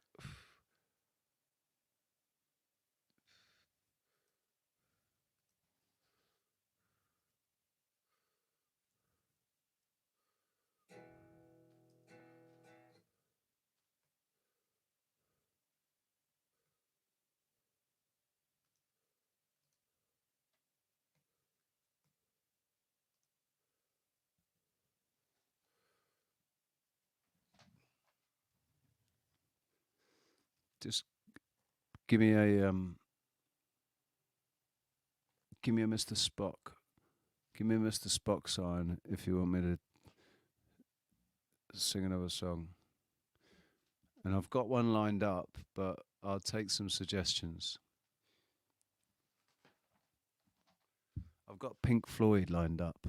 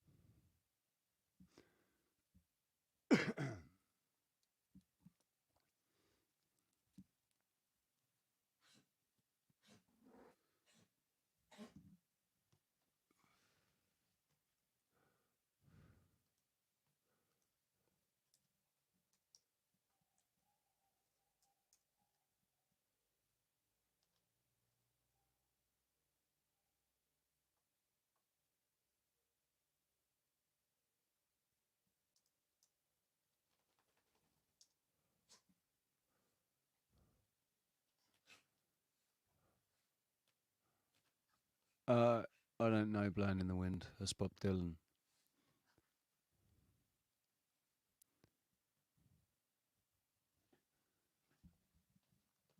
That's Bob Dylan, mate.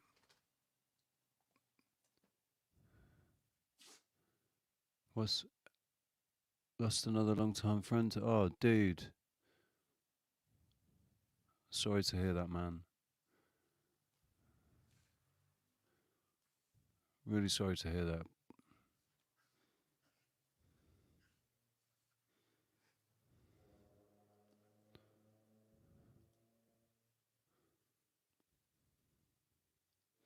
I would do Blowing in the Wind, but I don't know it. It's Bob Dylan. Sorry, dude.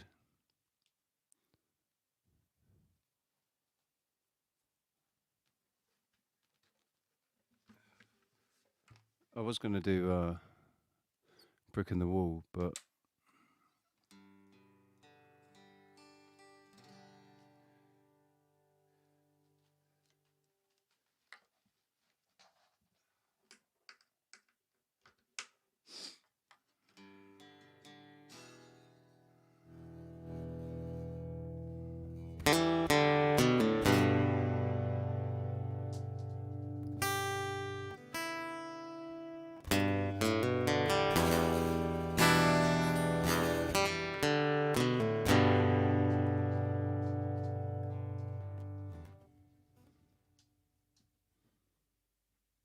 is that a statement or is that a request? Because I can do That's Life, but it's I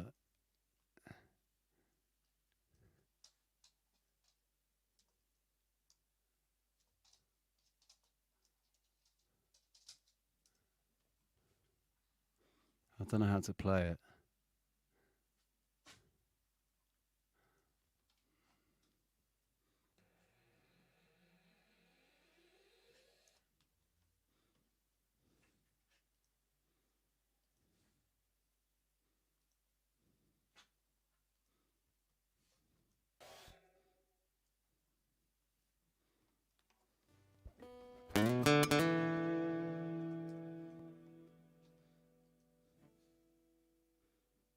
Wish You Were Here, yeah?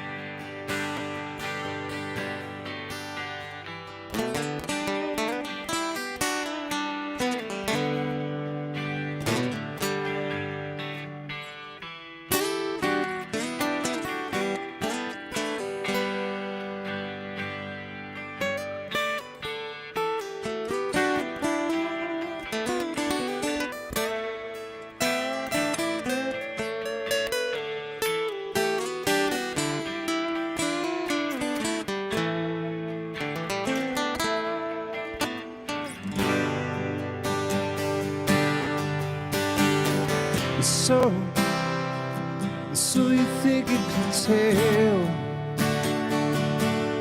heaven from hell, blue skies from gray? Can you tell a graffiti, the cold steel rain, smile from a veil?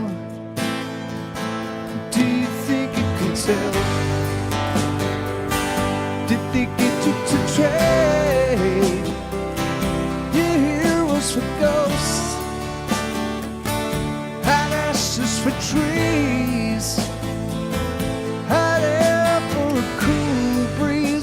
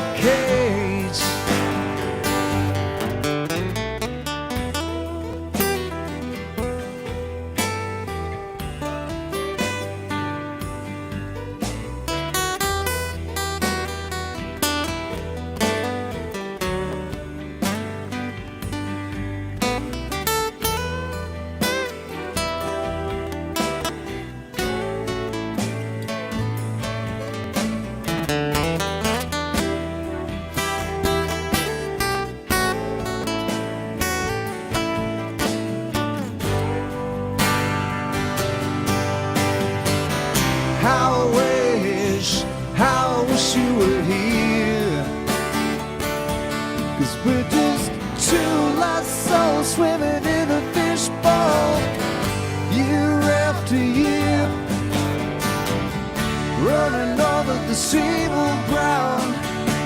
What have we found? The same old fears. I wish you were here.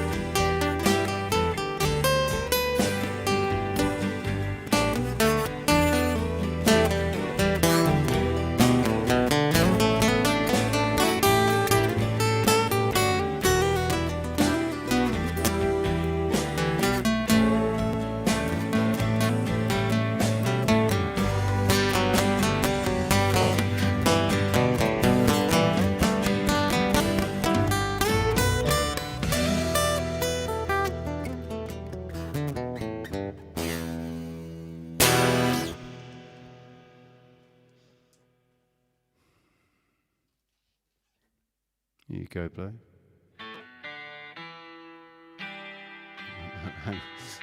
Shut up. I didn't ask you to play again. Thank you very much.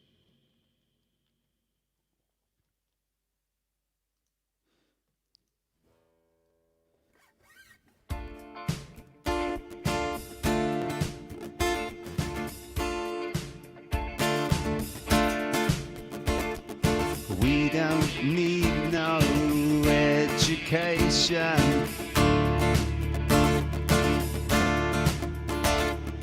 We don't need no thought control.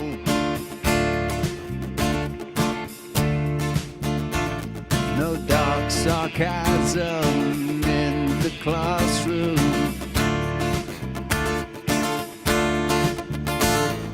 Teacher, leave them kids alone.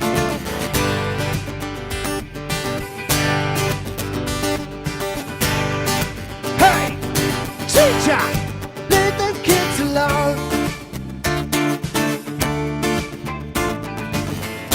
All in all, it's just another brick in the wall. All in all, it's just another brick in the wall. We don't need no education.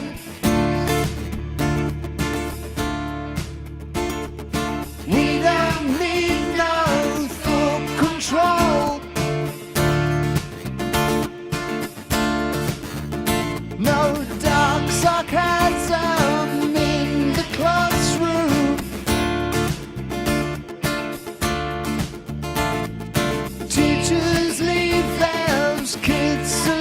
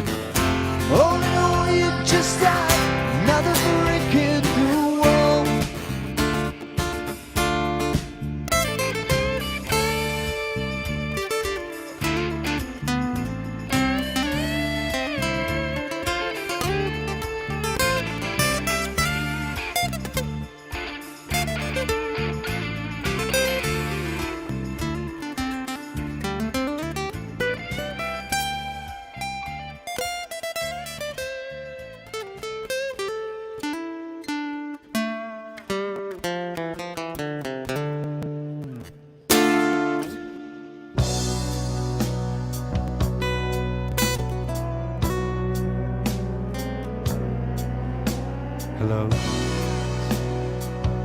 Is there anybody in there? Just not if you can hear me. Is there anyone at home? Come on now. I hear you feeling down. Well, I can ease your pain, get you on your feet again. Relax. I need some information first. Just the basic facts. Can you show me where it hurts? There is no pain you are receding. Distant ship, smoke on the horizon. You're only coming through in waves. Your lips move, but I can't hear what you're saying. When I was a child, I had a fever. My hands felt just like two balloons. Now I've got that feeling once again. I can't explain, you would not understand. This is not how I am.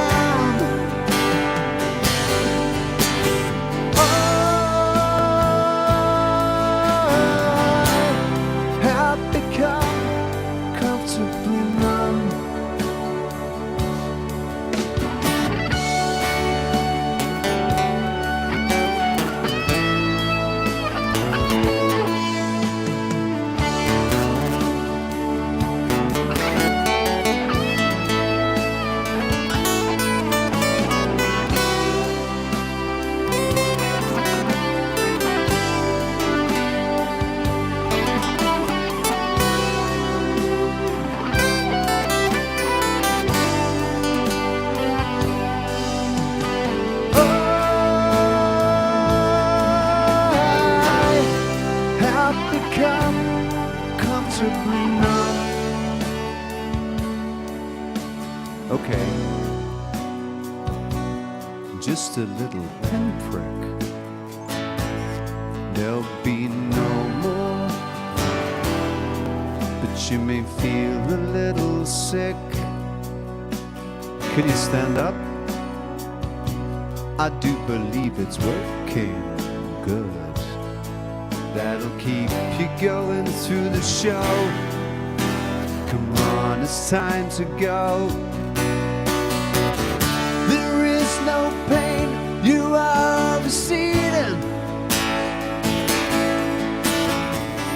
A distant ship, smoke on the horizon.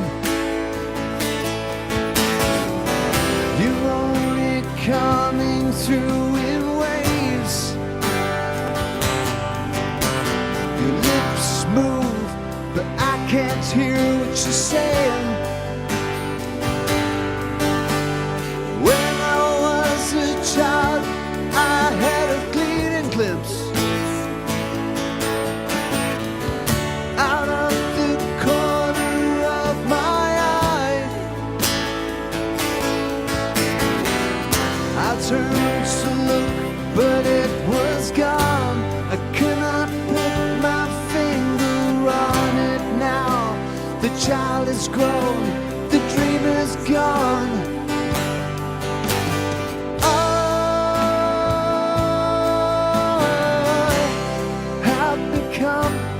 Comfortably numb.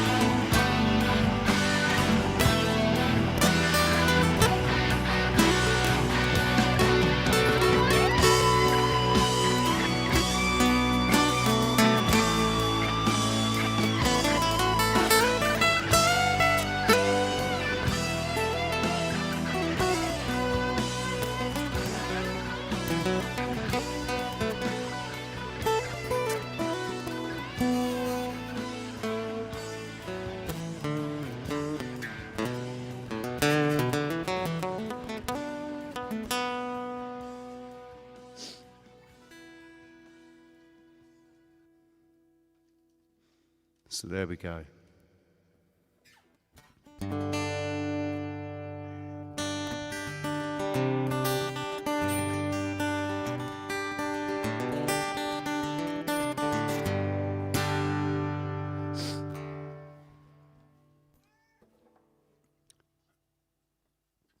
All right then, mate.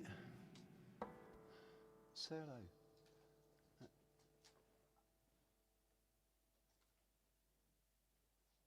Say hello.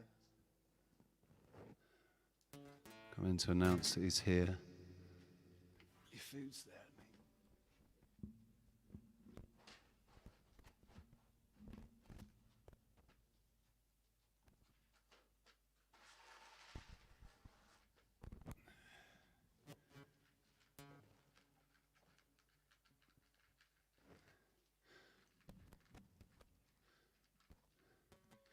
So, Voynich, you're here. Do you want to come on?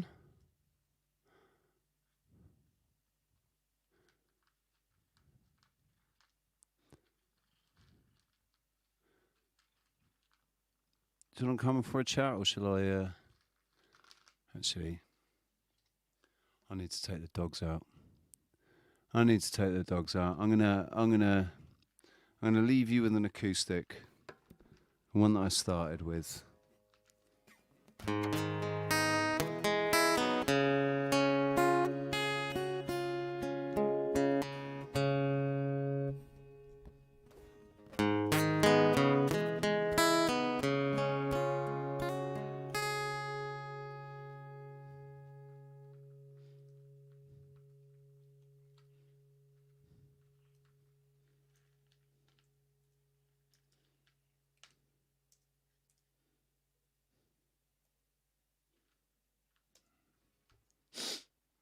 But I'm going to do it. I'm going to play it with the backing. I'm going to leave you with this one from Nirvana.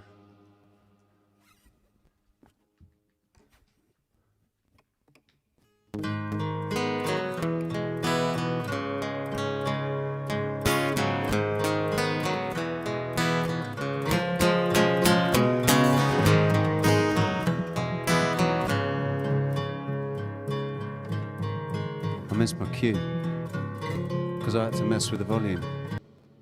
Let's try that again.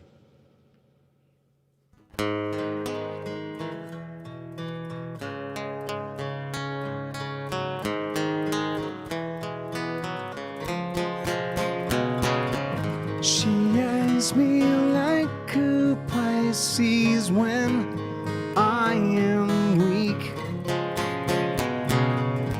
I've been locked inside your heart-shaped box for weeks. I've been drawn into your magnetar trap. I wish I could eat your cancer when you turn back. Wait, I got a new complaint. Forever indebted to your priceless advice. Hey, wait, I got a new complaint.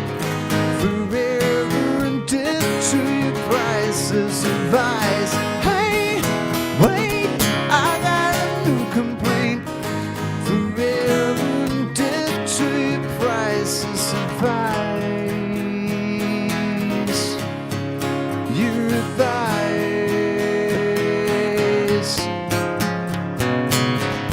meat-eating orchids, forgive no one just yet. Cut myself an angel's hair and baby's breath. Broken hymen of your highness, I'm left black. Throw down your umbilical noose so I can climb right back. Hey, wait, I got a new complaint. Forever indebted to advice. Hey, wait, I got a new complaint. Forever addicted to your priceless advice. Hey, wait, I got a new complaint. Forever addicted to your priceless advice.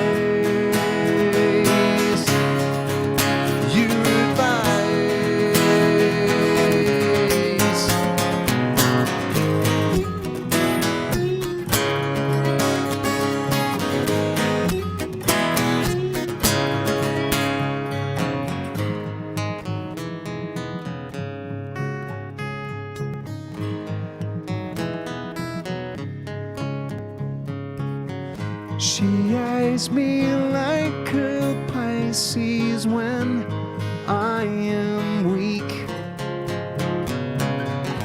I've been locked inside your heart-shaped box for weeks. I've been drawn into your magnetar pit trap.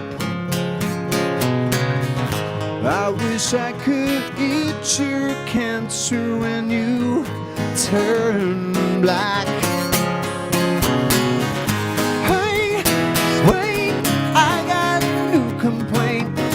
Forever addicted to your priceless advice. Hey, wait, I got a new complaint. Forever addicted to your priceless advice. Hey, wait, I got a new complaint. Forever addicted to your priceless advice. Your advice. Your advice. Your advice.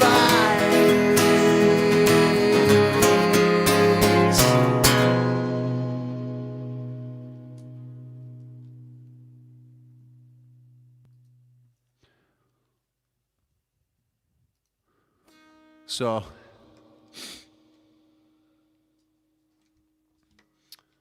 thank you very much. Bernie? Is Bernie here? Where's Bernie? Ah, Crypto Alchemist. Here he is. How you doing, mate?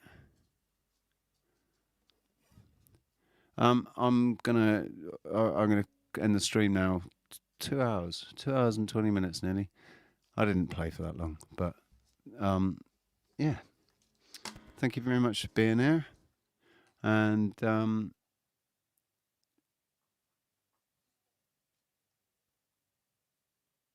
what was banned?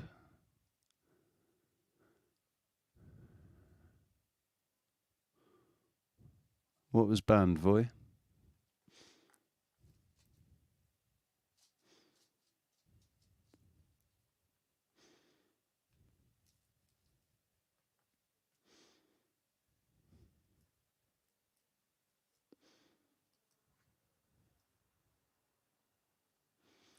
What's stricken from YouTube?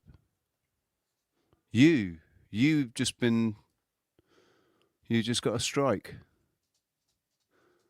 What did you get a strike for, man? Was it for an old video? Do you want to come on?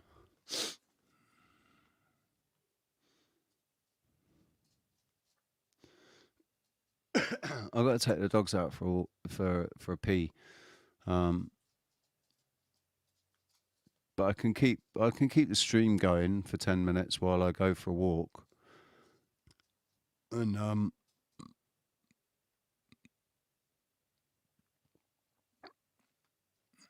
yeah.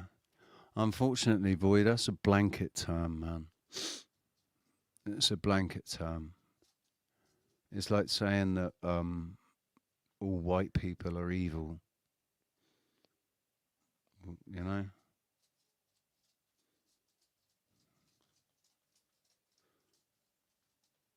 Yeah, that would be cool. Who are we? That would be cool. Be good to see you, mate.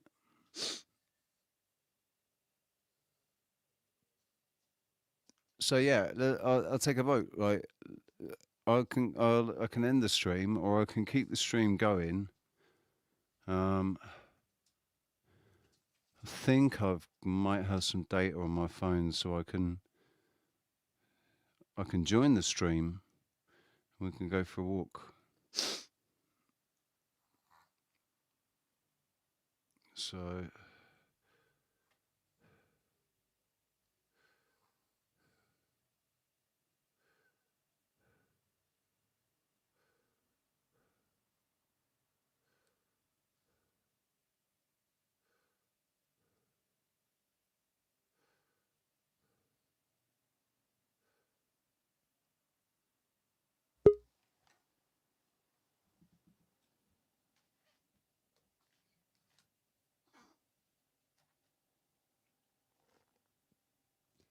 Here we go, look. We'll go for a walk. You come with me.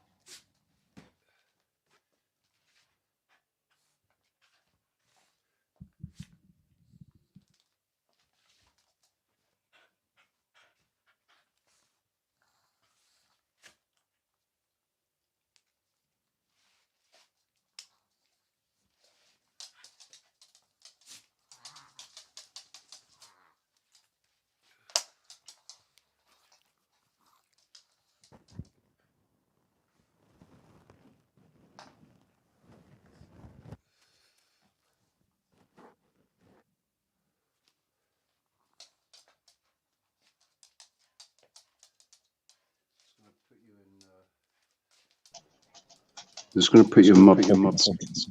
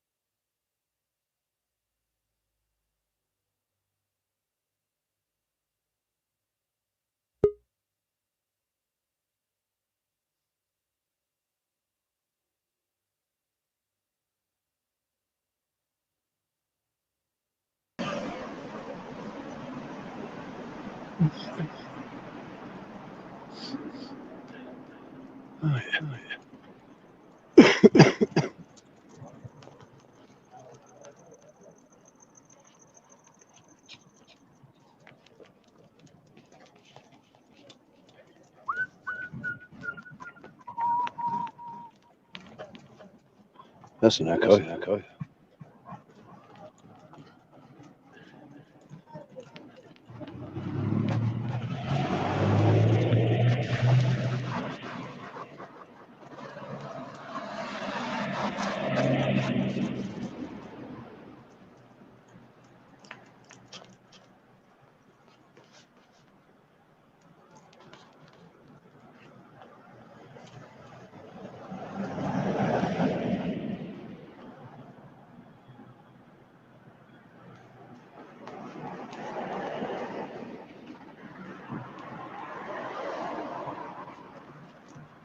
Right. Here we go. There's a massive echo because I forgot to mute my mic in the room.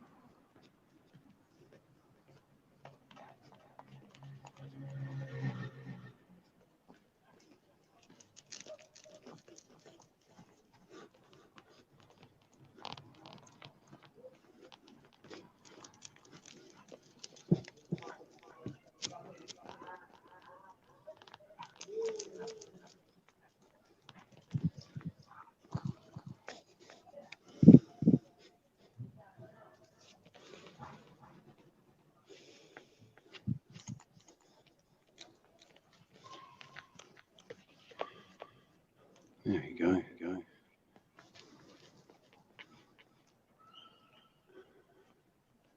How's the weather?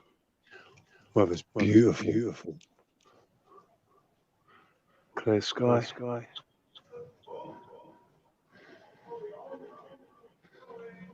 It's warm. It's got to be about, I don't know, about 20 degrees now.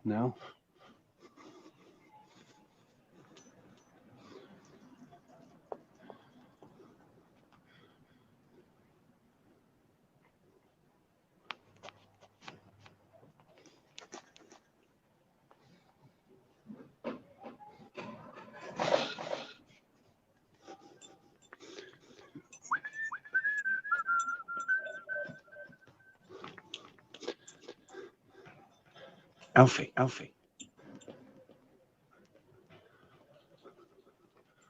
What you doing?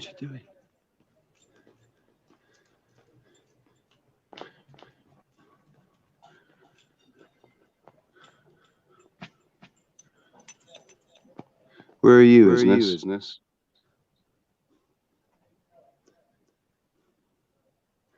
Whereabouts are you?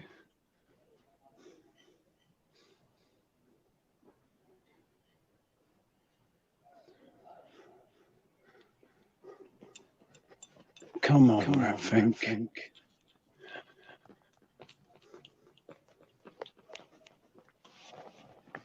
Come on. You take too long, you do.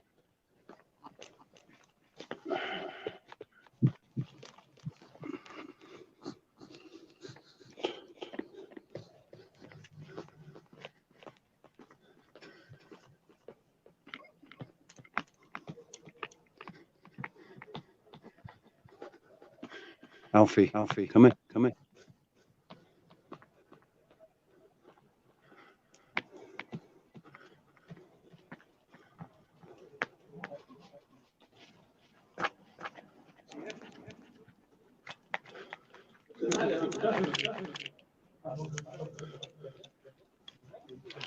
Alfie, come here.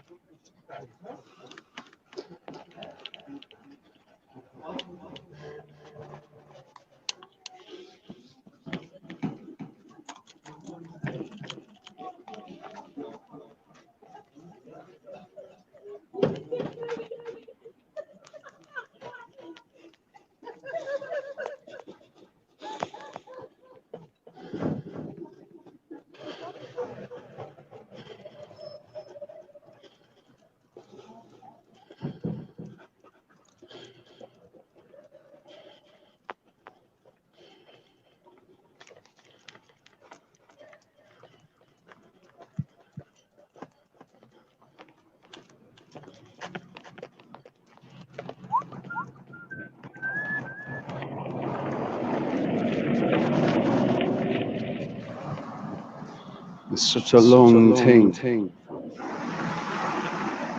Changing the camera on the bloody phone. Look at this dog.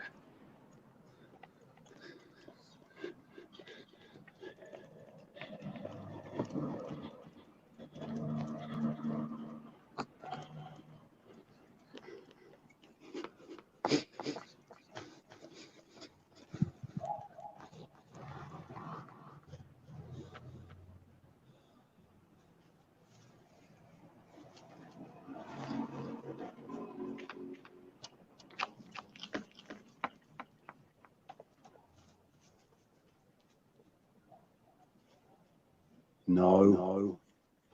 Good boy.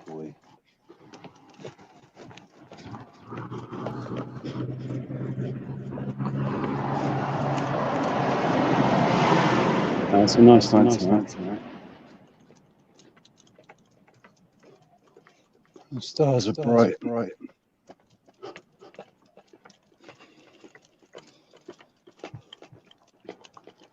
I don't talk very much. Partly because I keep hearing myself back.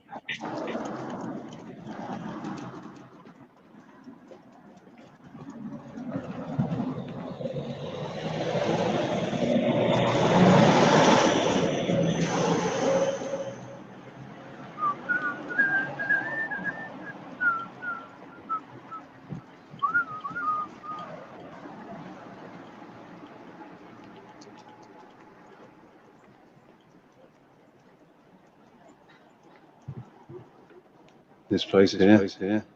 Next door, they do the most amazing burgers.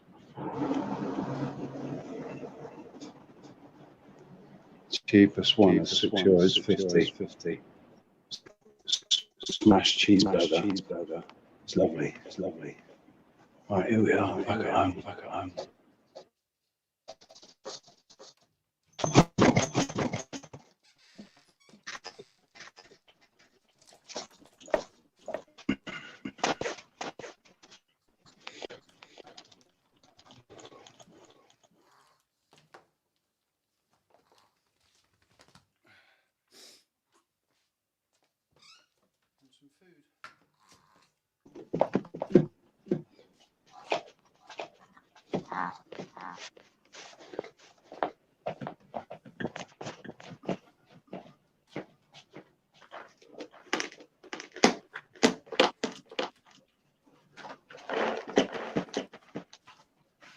Some food. Alfie.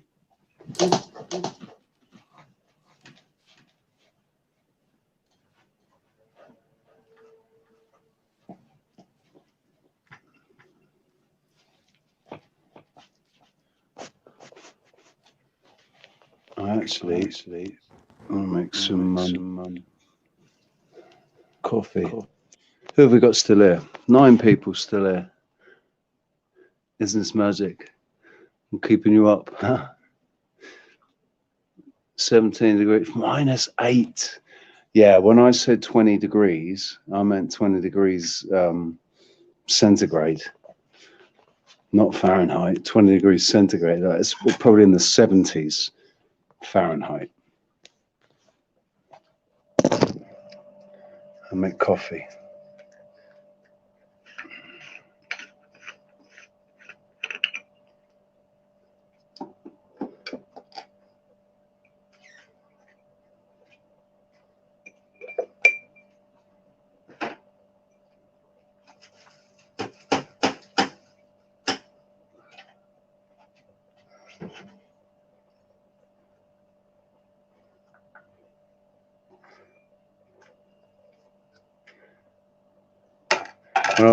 When I was in Norway, it got down to -29 degrees centigrade.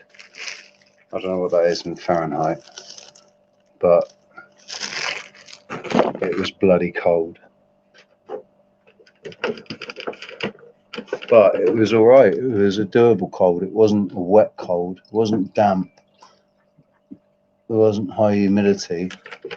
It was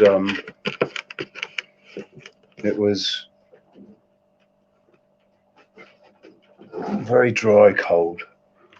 And if you had salopettes on,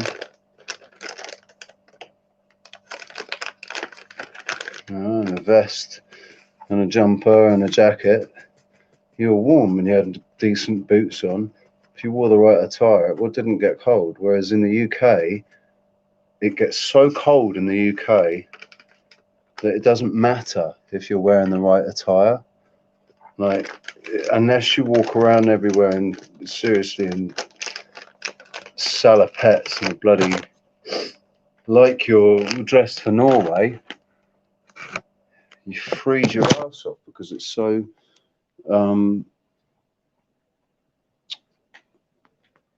damp. It's so horrible and damp. The humidity here, it's like a lot more humid here than it was 8 years ago when I got here. Since they started spraying, basically, since they started chemtrailing up above,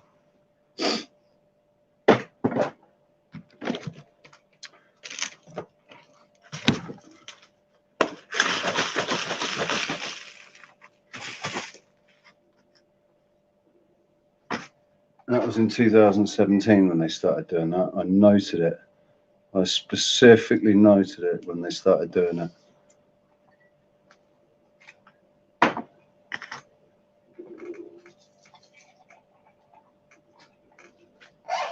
Weather's been different ever since.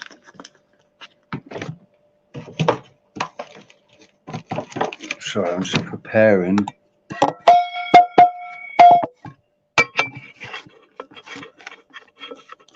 All the milk and everything. Is Voynich still in here?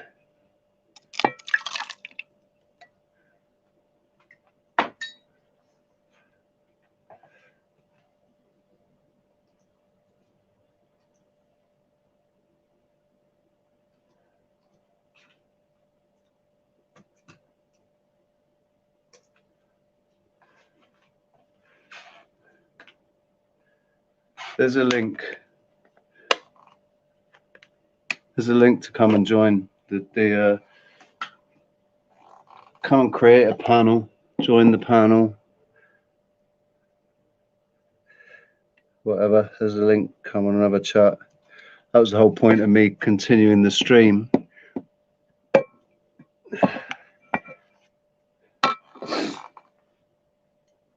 If Voynich is still there.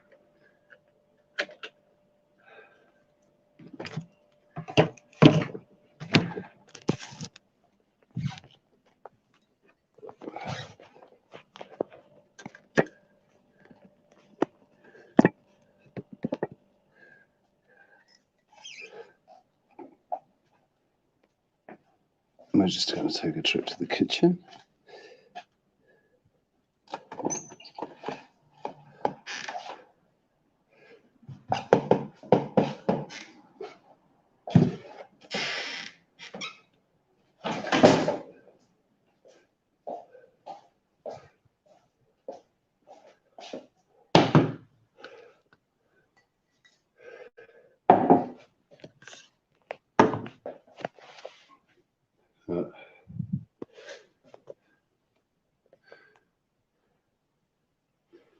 That's what we're dealing with here. Frickin' whole place is infested with them. Just cut that away from me.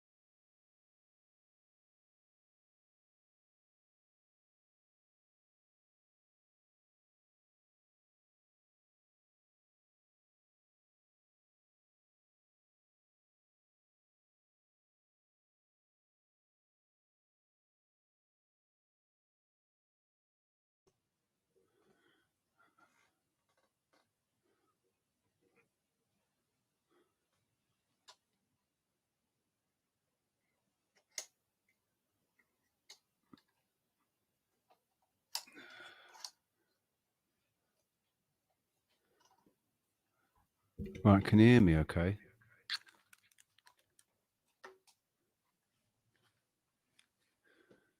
Can you hear me all right?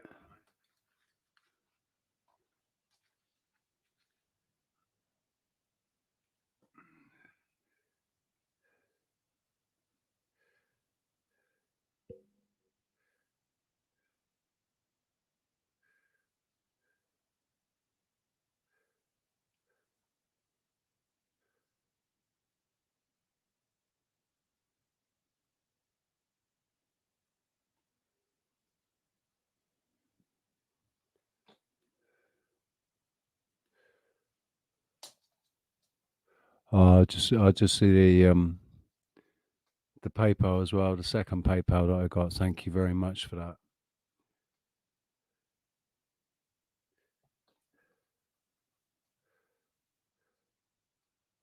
Thank you.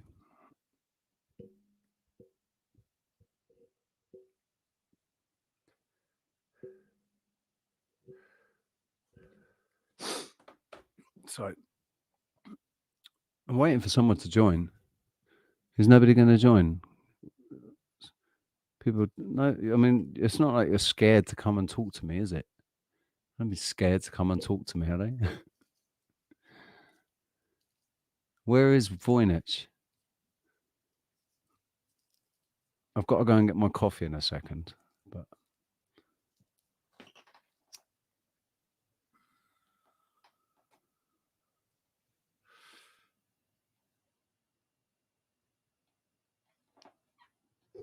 people are probably wondering about where I've been for the last couple of weeks, but I haven't been anywhere. I've been here. I've gone through some crap, some issues, some shit, and had to deal with stuff. The lad that was staying next door, who I had problems with, and then we sort of sorted it out, but I still had issues with him because of just the type of person that he is, the type of character that he is. And on New Year's Eve, oh man, Christmas, and he just, and he's not here now. He's not been here. We've not seen him since New Year's Eve. He ended up in hospital, and don't know if he's still in hospital or if he got arrested, or he's not long out of prison. So like, he got out of prison last year, I think, and so if he steps out of line, he can go back to prison. So because he hasn't come back, I heard that it was his he'd hurt his hand. He'd hurt his hand, and that's why he was in hospital. With From what I saw, his behaviour before, he obviously hurt his hand fighting or punching a glass window or something, or just. But I'm going to put money on it that it was fighting, and he might actually be in prison now for violating his license.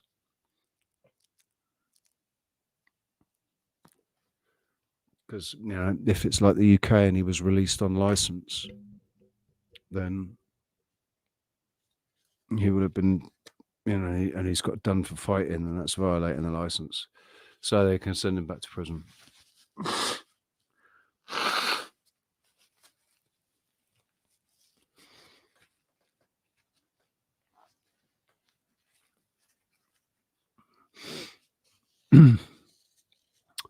But yeah, I spent Christmas and New Year on my own with the animals. We had a nice quiet. Well, what was going on outside of this room wasn't quiet, but I was in here trying to maintain calm, peaceful, because it was the energy that was coming just wasn't good, man. And then that caused the landlord to kick off, and more problems and then more problems, and then anyway, here I am now. So it's all good. I'm grateful for that. I'm grateful that I'm able to sit here and talk to you now. Um, I'd be more grateful if somebody actually took the invitation and came on to chat to me, but obviously nobody wants to. So I'm going to wrap it up. The whole point to keep the stream going was to have a chat with somebody like properly, not just talking to people through comments. You know me, I don't like sitting there just me. I like to bounce off people because otherwise then well, either way you've got to worry about the ego. But anyway, hang on one second, I've got to get my coffee.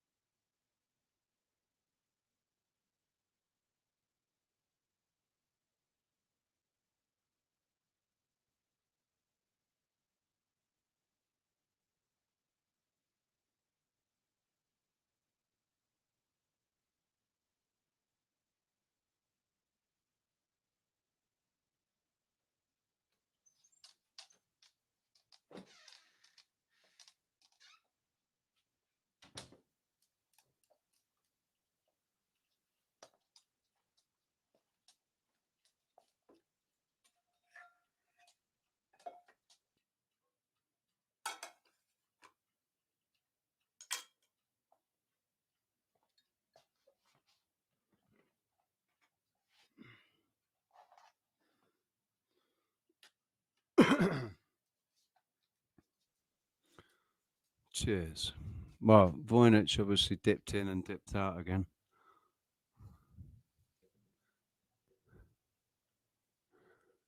I don't know what he's been maybe saying what he's been saying about the JEWS.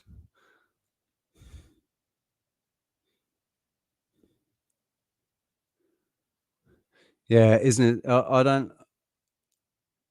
But the thing is, my thoughts, right? We have to be careful with our thoughts. And if I sit here and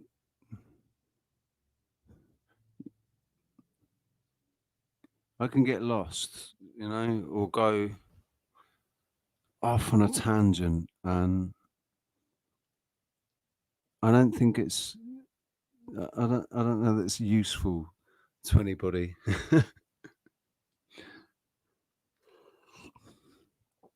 I don't mind sharing.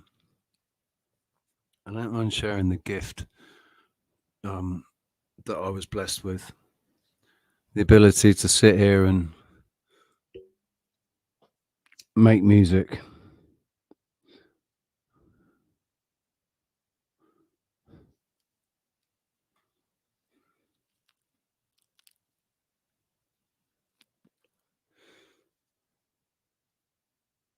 Yeah, the thought does create, but the thing is, isn't it? I'm Where my thoughts go, it's not.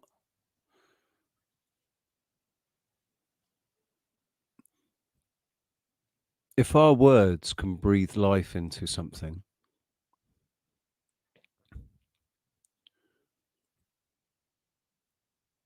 then vocalizing every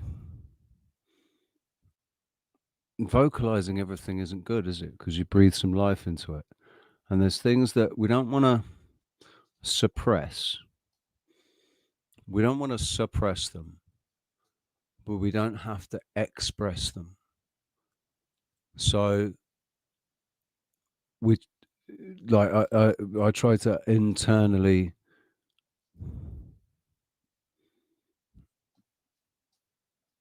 transmute, understand them, transmute them because of circumstances, and because, as I've said before and many times, because of the stuff that's gone on in my life, there's a really dark side to me. Really dark. And I don't ever express it. I do sometimes. It's popped out. It's popped out. And early on in YouTube, when I was first created, when I first came across dedicated trolls, real dedicated professional trolls that were just started attacking me. When I first came across that, my dark side, the dark side of my ego came out. Because that's what it is. That's what the dark side is. The dark side of my ego. There's the light side of my ego and the dark side of my ego. And they certainly used to be a very large part of me that wanted vengeance and retribution and justice and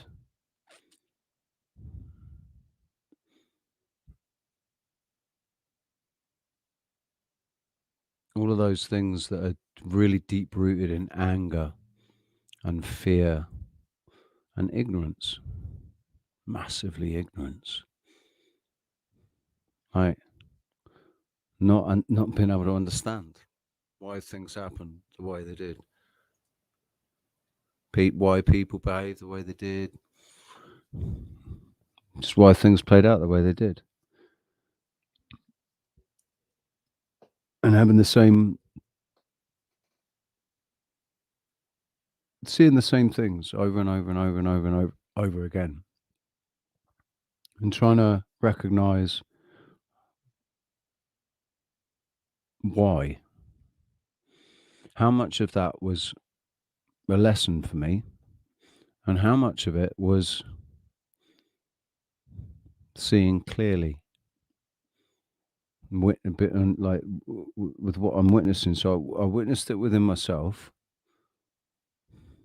and I'm trying to deal with that. I'm trying to tame it, humble it,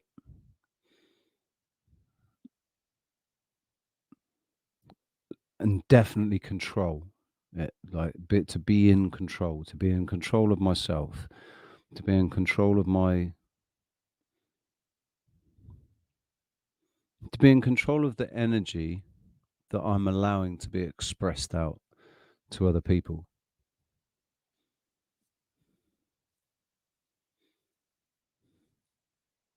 Recognition and awareness of the duality, isn't it? This is what I was trying to get across to these Christians. They don't seem to see it. They don't understand. They don't get it. They're stuck in a paradigm, in a left versus right paradigm, good versus evil. Good and evil are both on the same. It's the same energy. It's the same energy that comprises good or evil. It's just on the different ends of that scale, like love and hate. It's the same thing. It's just polar opposite ends of the scale. So polar opposite, dualistic, like polarity. And they say it. Jesus says it, and I don't know, John and whoever, I don't know. I don't know. But they say it in the scriptures. They say,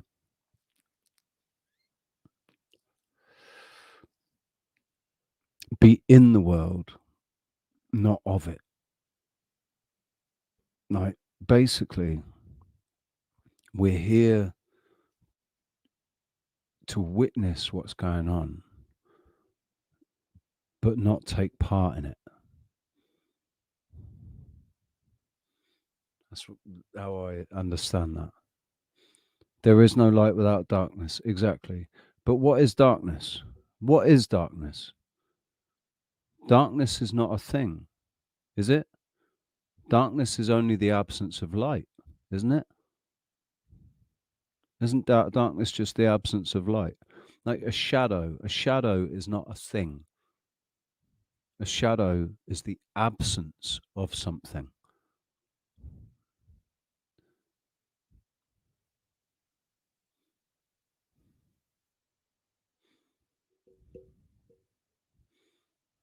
Exactly, the absence of light. That's all that is. Well, the absence of light, does that necessarily mean that it has to be evil? If it's dark, does that mean it has to be evil? Just because there's no light? It depends what you say the light is. What's the light? Is the light the truth? Or are we talking about the light that we see, that comes from the sun, that comes from the. We can't define light. So, oh, it's a photon. Oh, it's a wave. They can't actually define light, just like they can't actually define energy. They still can't actually define energy.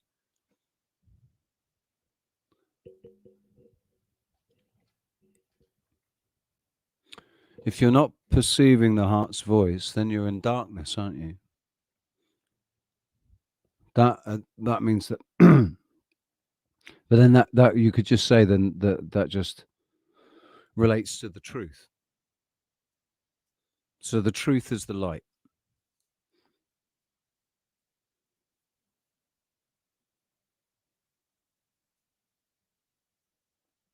But who says what the truth is when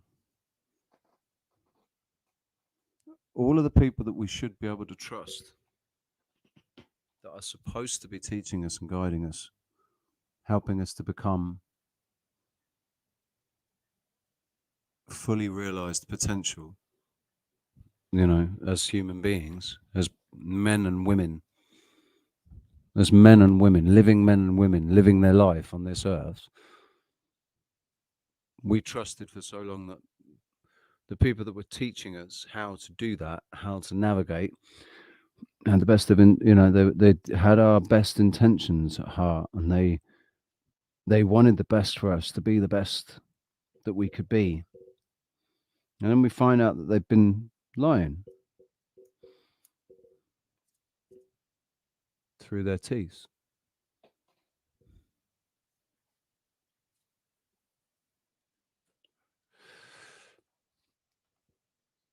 So I was trying to communicate to these Christians today. I said, like, all right, you said, give your testimony, but Christians don't like my testimony. What's my testimony? I've met Jesus Christ.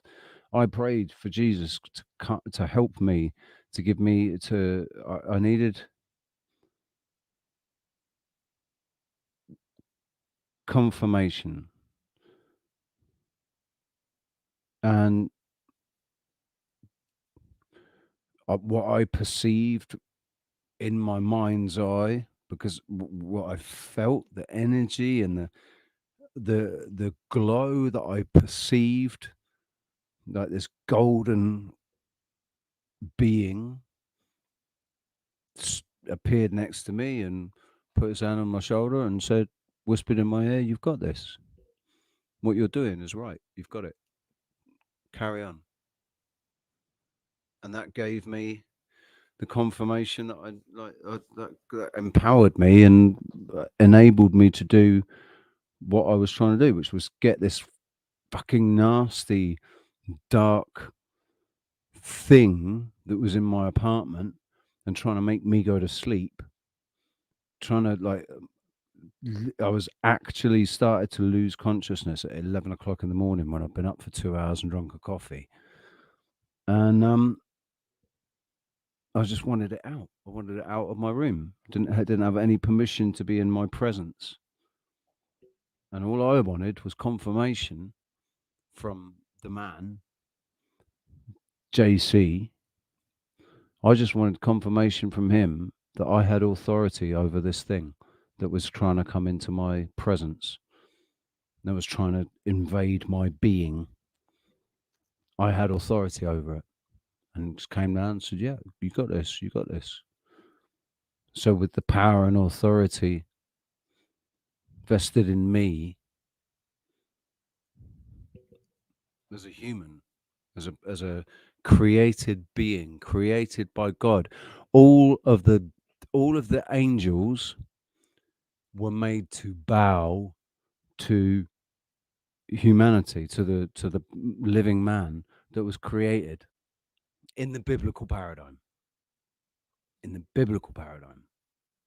So even in the biblical paradigm, right, Adam and Eve sinned. Oh yeah, I forgot that. So they fell from grace. I forgot that.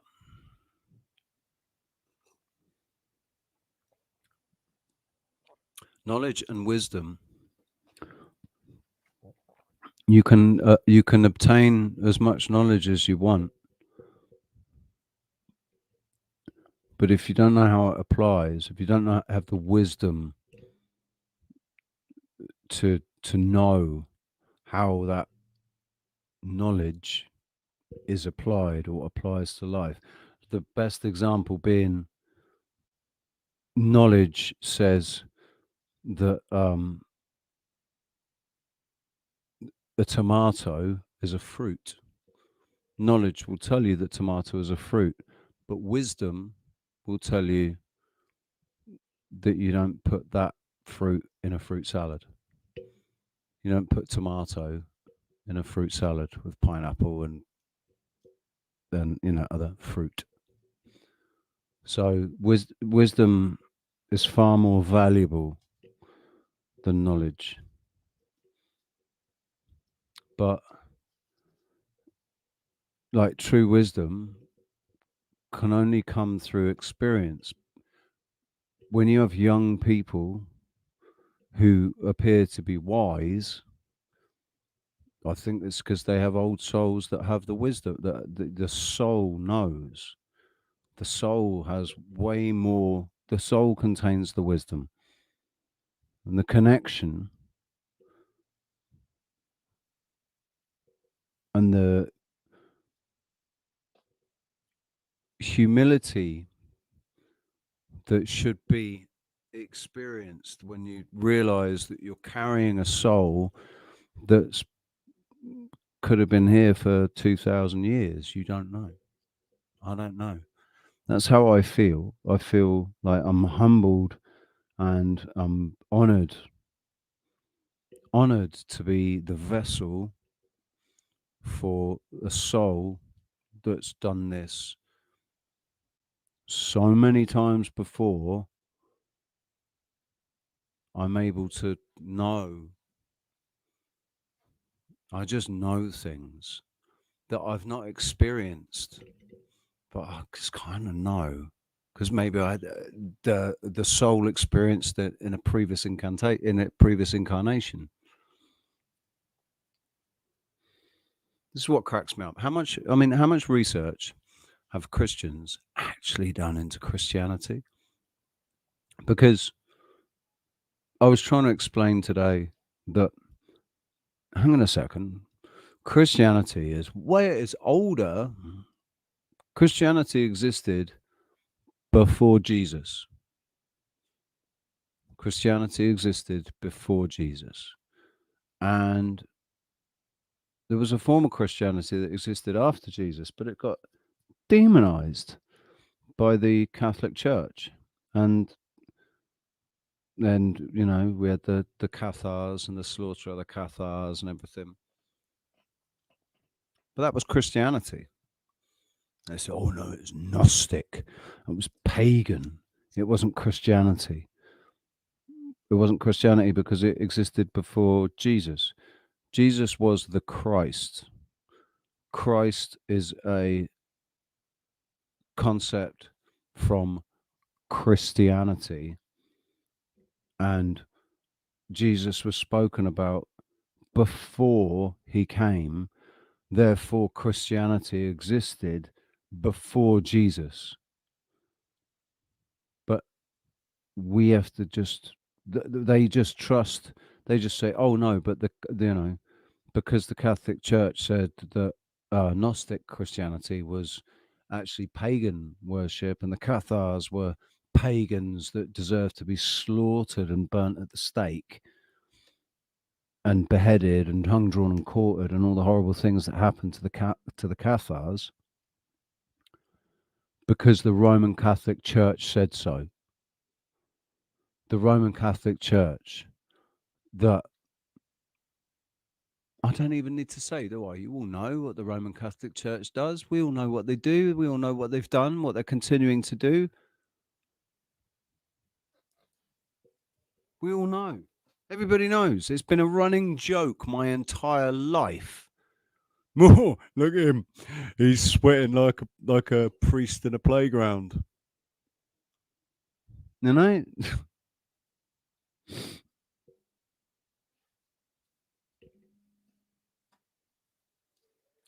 But it's just been accepted.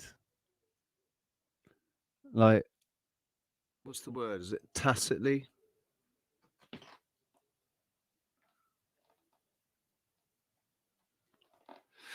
Glenn Williams, The Godfather, yeah. If people really understood what was going on with birth certificates, you know, when the Pope was saying, when he called in all assets, all of the assets of the church were being called in. Well, we are, our birth certificates, our assets of the church. Technically, until you declare yourself living, capable, and able, living, till you declare yourself living, willing, and able, basically, you're property of the corporation. We all are.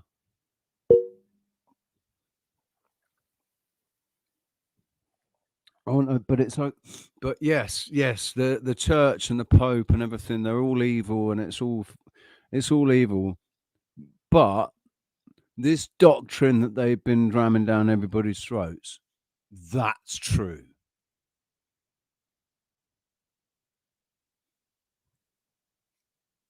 Right?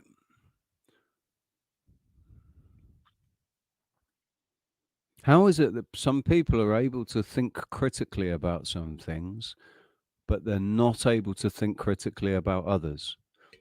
I know exactly what it is with Christianity. I know exactly why, because I had exactly the same issue myself while I was diligently researching and searching in my heart and searching for God. Fear. I don't want to get it wrong. I don't want to get it wrong and piss him off. I don't want to. If the biblical paradigm is the really true, that's it. It's the biblical paradigm. That's the truth. Everything that they say in the biblical paradigm, that's the truth. I want to know. I want to know that it's the truth. You know, I'm not gonna, because there's been so much deceit and so much obvious evidence of clear deceit from people that are supposed to be in positions of authority and respect, and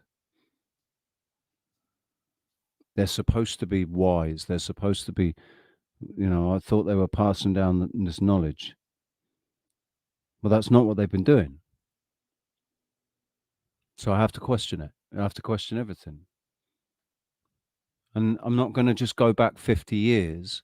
I'm not going to just go back 150 years. Let's go right back as far as we can. And look at what happens when we do that. Look at what happens. It all falls apart. It falls to pieces because it's bullshit.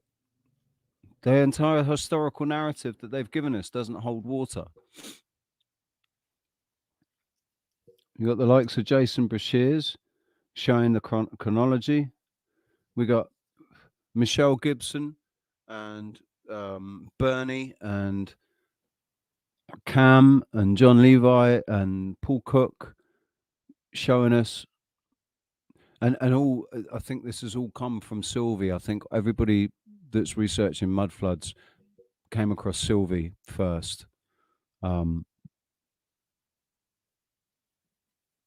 God, I can't remember what her channel was called. But she was talking about the Atlanteans and Rome and stuff.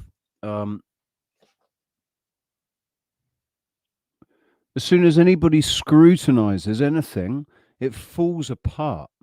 Every single story, every single narrative.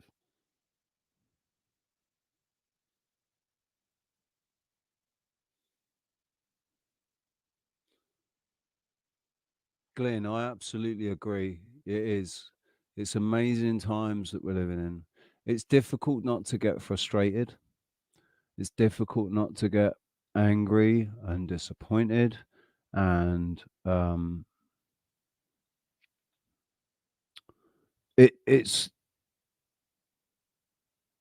I know it's my ego that's saying it, that's saying, God, well,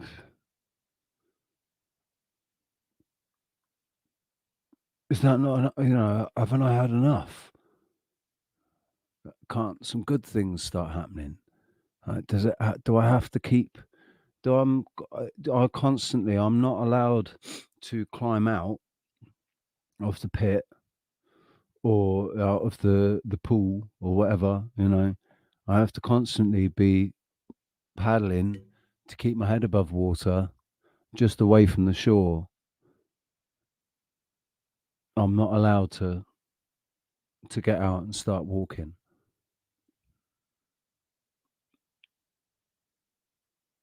What what other lessons do I need to bloody learn? Like, what is it that's doing it? Is it me doing it? Am I doing it to myself?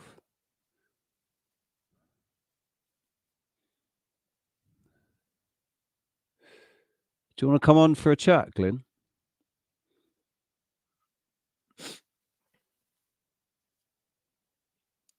The anger, mate. Wow, the anger.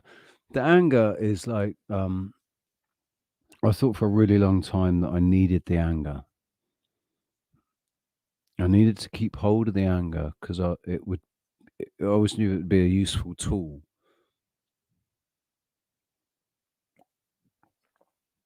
But then one day I realized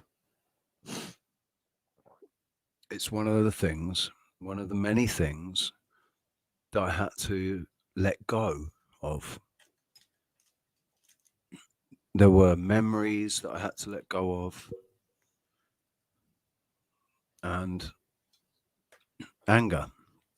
Anger that was caused by memories. And I realized, I realized I had to let it go with everything else. So I let it all go. And the relief was noticeable. Like, it was noticeable. It was like, kind of a weight off his shoulders. But then one day, something happened.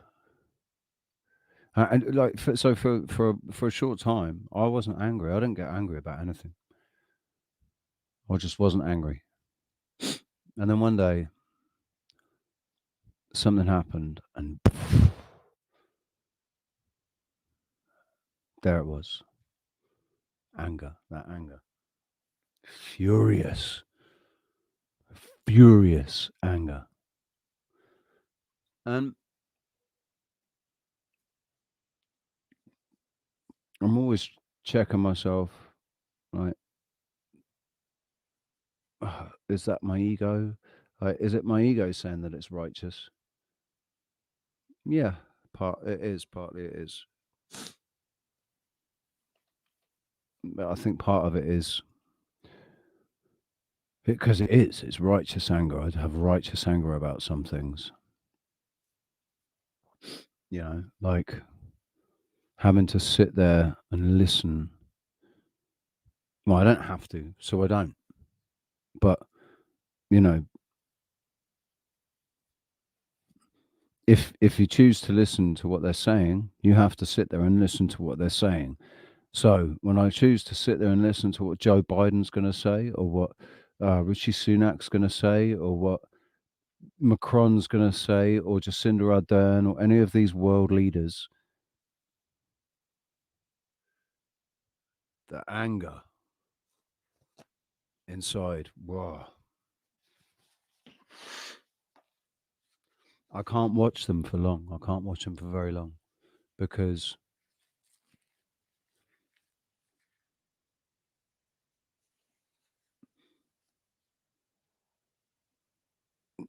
it's like a cloud. Yeah, you just get clouded. I get clouded with anger. So I stop listening and I sit and think about it. And then I remind myself they're just actors. That's all they are. They're actors. Now, we can say,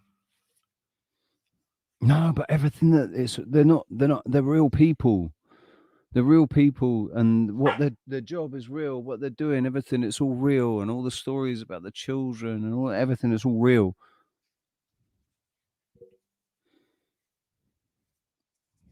Not in my reality. In my reality, it's a story that I hear on the news, on Facebook. Not Facebook, YouTube. Don't even use Facebook. I don't even know where that came from. But I hear it third, fourth, fifth, sixth hand. I've not had any involvement in that reality, in that world, in that, maybe I've been near people that have done naughty things like that. Maybe. I'm pretty sure I've been, around some pretty nasty people. But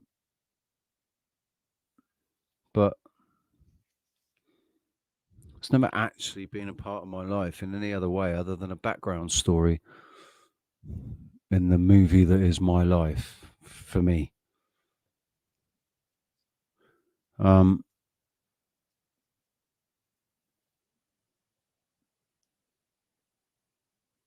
If I sit here and get all twisted up about it, it's not going to help anyone, is it? I could dedicate my life to trying to become involved in that world, to make changes in it, but I don't see that as a very fruitful exercise. I think that my time's much better spent doing something else. There are enough people on this earth that are closer to the situation, right? Even if it is by the third degree and not direct. There's people that are way closer than me. If it's real, they should get involved. And in my reality, that's what's going to happen. Because I'm not going to be able to ever have a meaningful part to play in that world. All I can do is watch it from the sidelines. And if my perception, I've decided, and it is my contention that our perception is the key to reality. That's why they've stolen it. So that means that it's important how I perceive things. So there's so much time and money, even though it's not the mainstream don't touch it the way people want them to. That's why the truth community has been fucking co-opted. co-opted, it's been infiltrated, and they explode and expand and propagate stories that aren't the way they say they are. I mean, Jeffrey Epstein. Yep. I'm not saying that these things don't happen.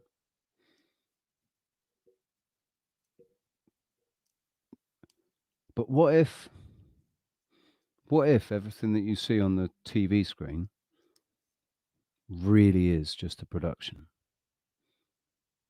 What if everything that you hear about these people is just background stories given to their characters, designed to distract you, absorb you, get you to invest your attention and your energy, your emotions into it? What if that's the case? Right? I think that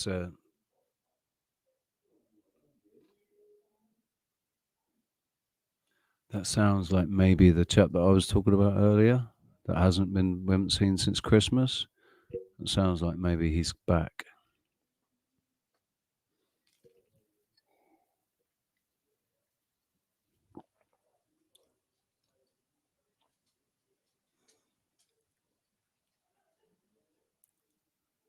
It's okay that parasites are disappearing, transmutation to better realities. Right. This thing about, like I said, perception is everything. They've done everything to make us perceive things in a certain way. We perceive parasites in a certain way, illnesses, the reason for illnesses and for symptoms and for all these things were made. It's all pre-programmed into us. It's been programmed into us through TV since we were old enough to watch TV. Don't know what they did 200 years ago. Don't know how they managed to control people's perception. They controlled people's perception, but they didn't have the same tools to do it. Now the tools that they've got to control our perception, they are all encompassing. So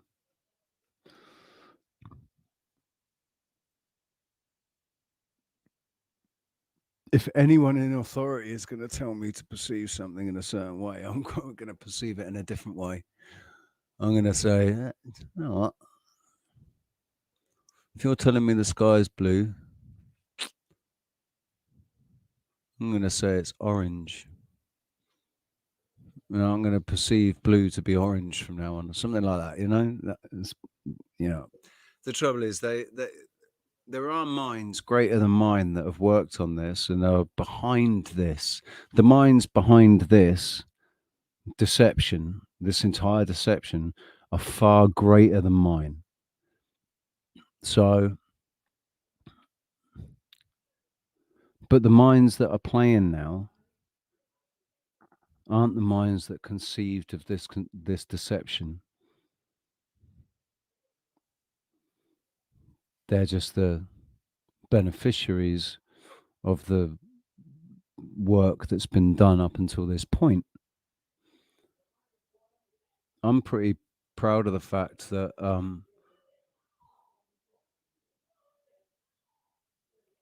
I've managed to work out. I don't know if you lot can hear that.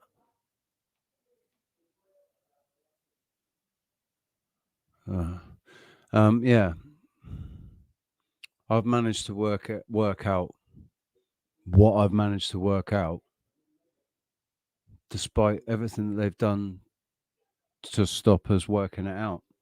So that's all I can say to them. I'm going to wrap it up. If nobody's going to come on and chat with me, I'm going to wrap it up. Been going for 3.5 hours. I'm limited to 20 hours, aren't I? So, mind you, I've got another. I do actually have another one I can use. Anyway, right, I'm going to wrap it up. We're going to sign off with a video. Thank you very much for being here. Much love to you all.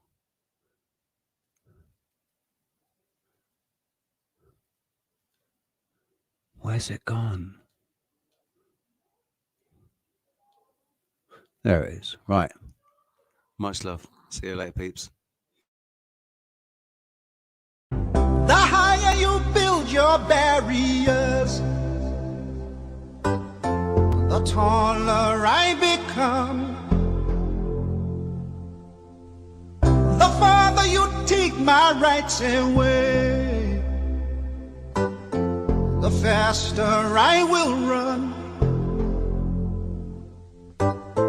You can deny me, you can decide to turn your face away. No matter, 'cause there's something inside so strong. I know that I can make it, though you're doing me wrong, so wrong. You thought that my pride was gone. Oh no, something inside so strong.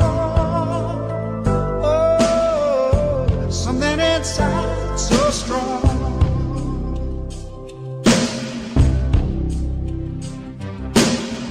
The more you refuse to hear my voice, the louder I will sing. You hide behind walls of Jericho, our lies will come tumbling.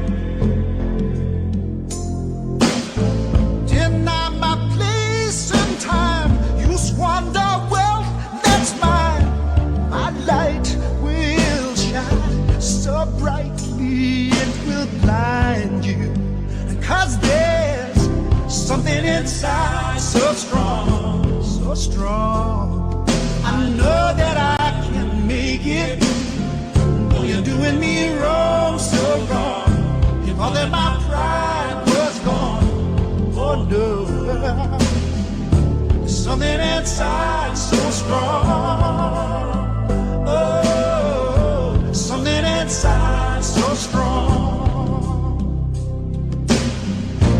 Brothers and sisters, when they insist we're just not good enough,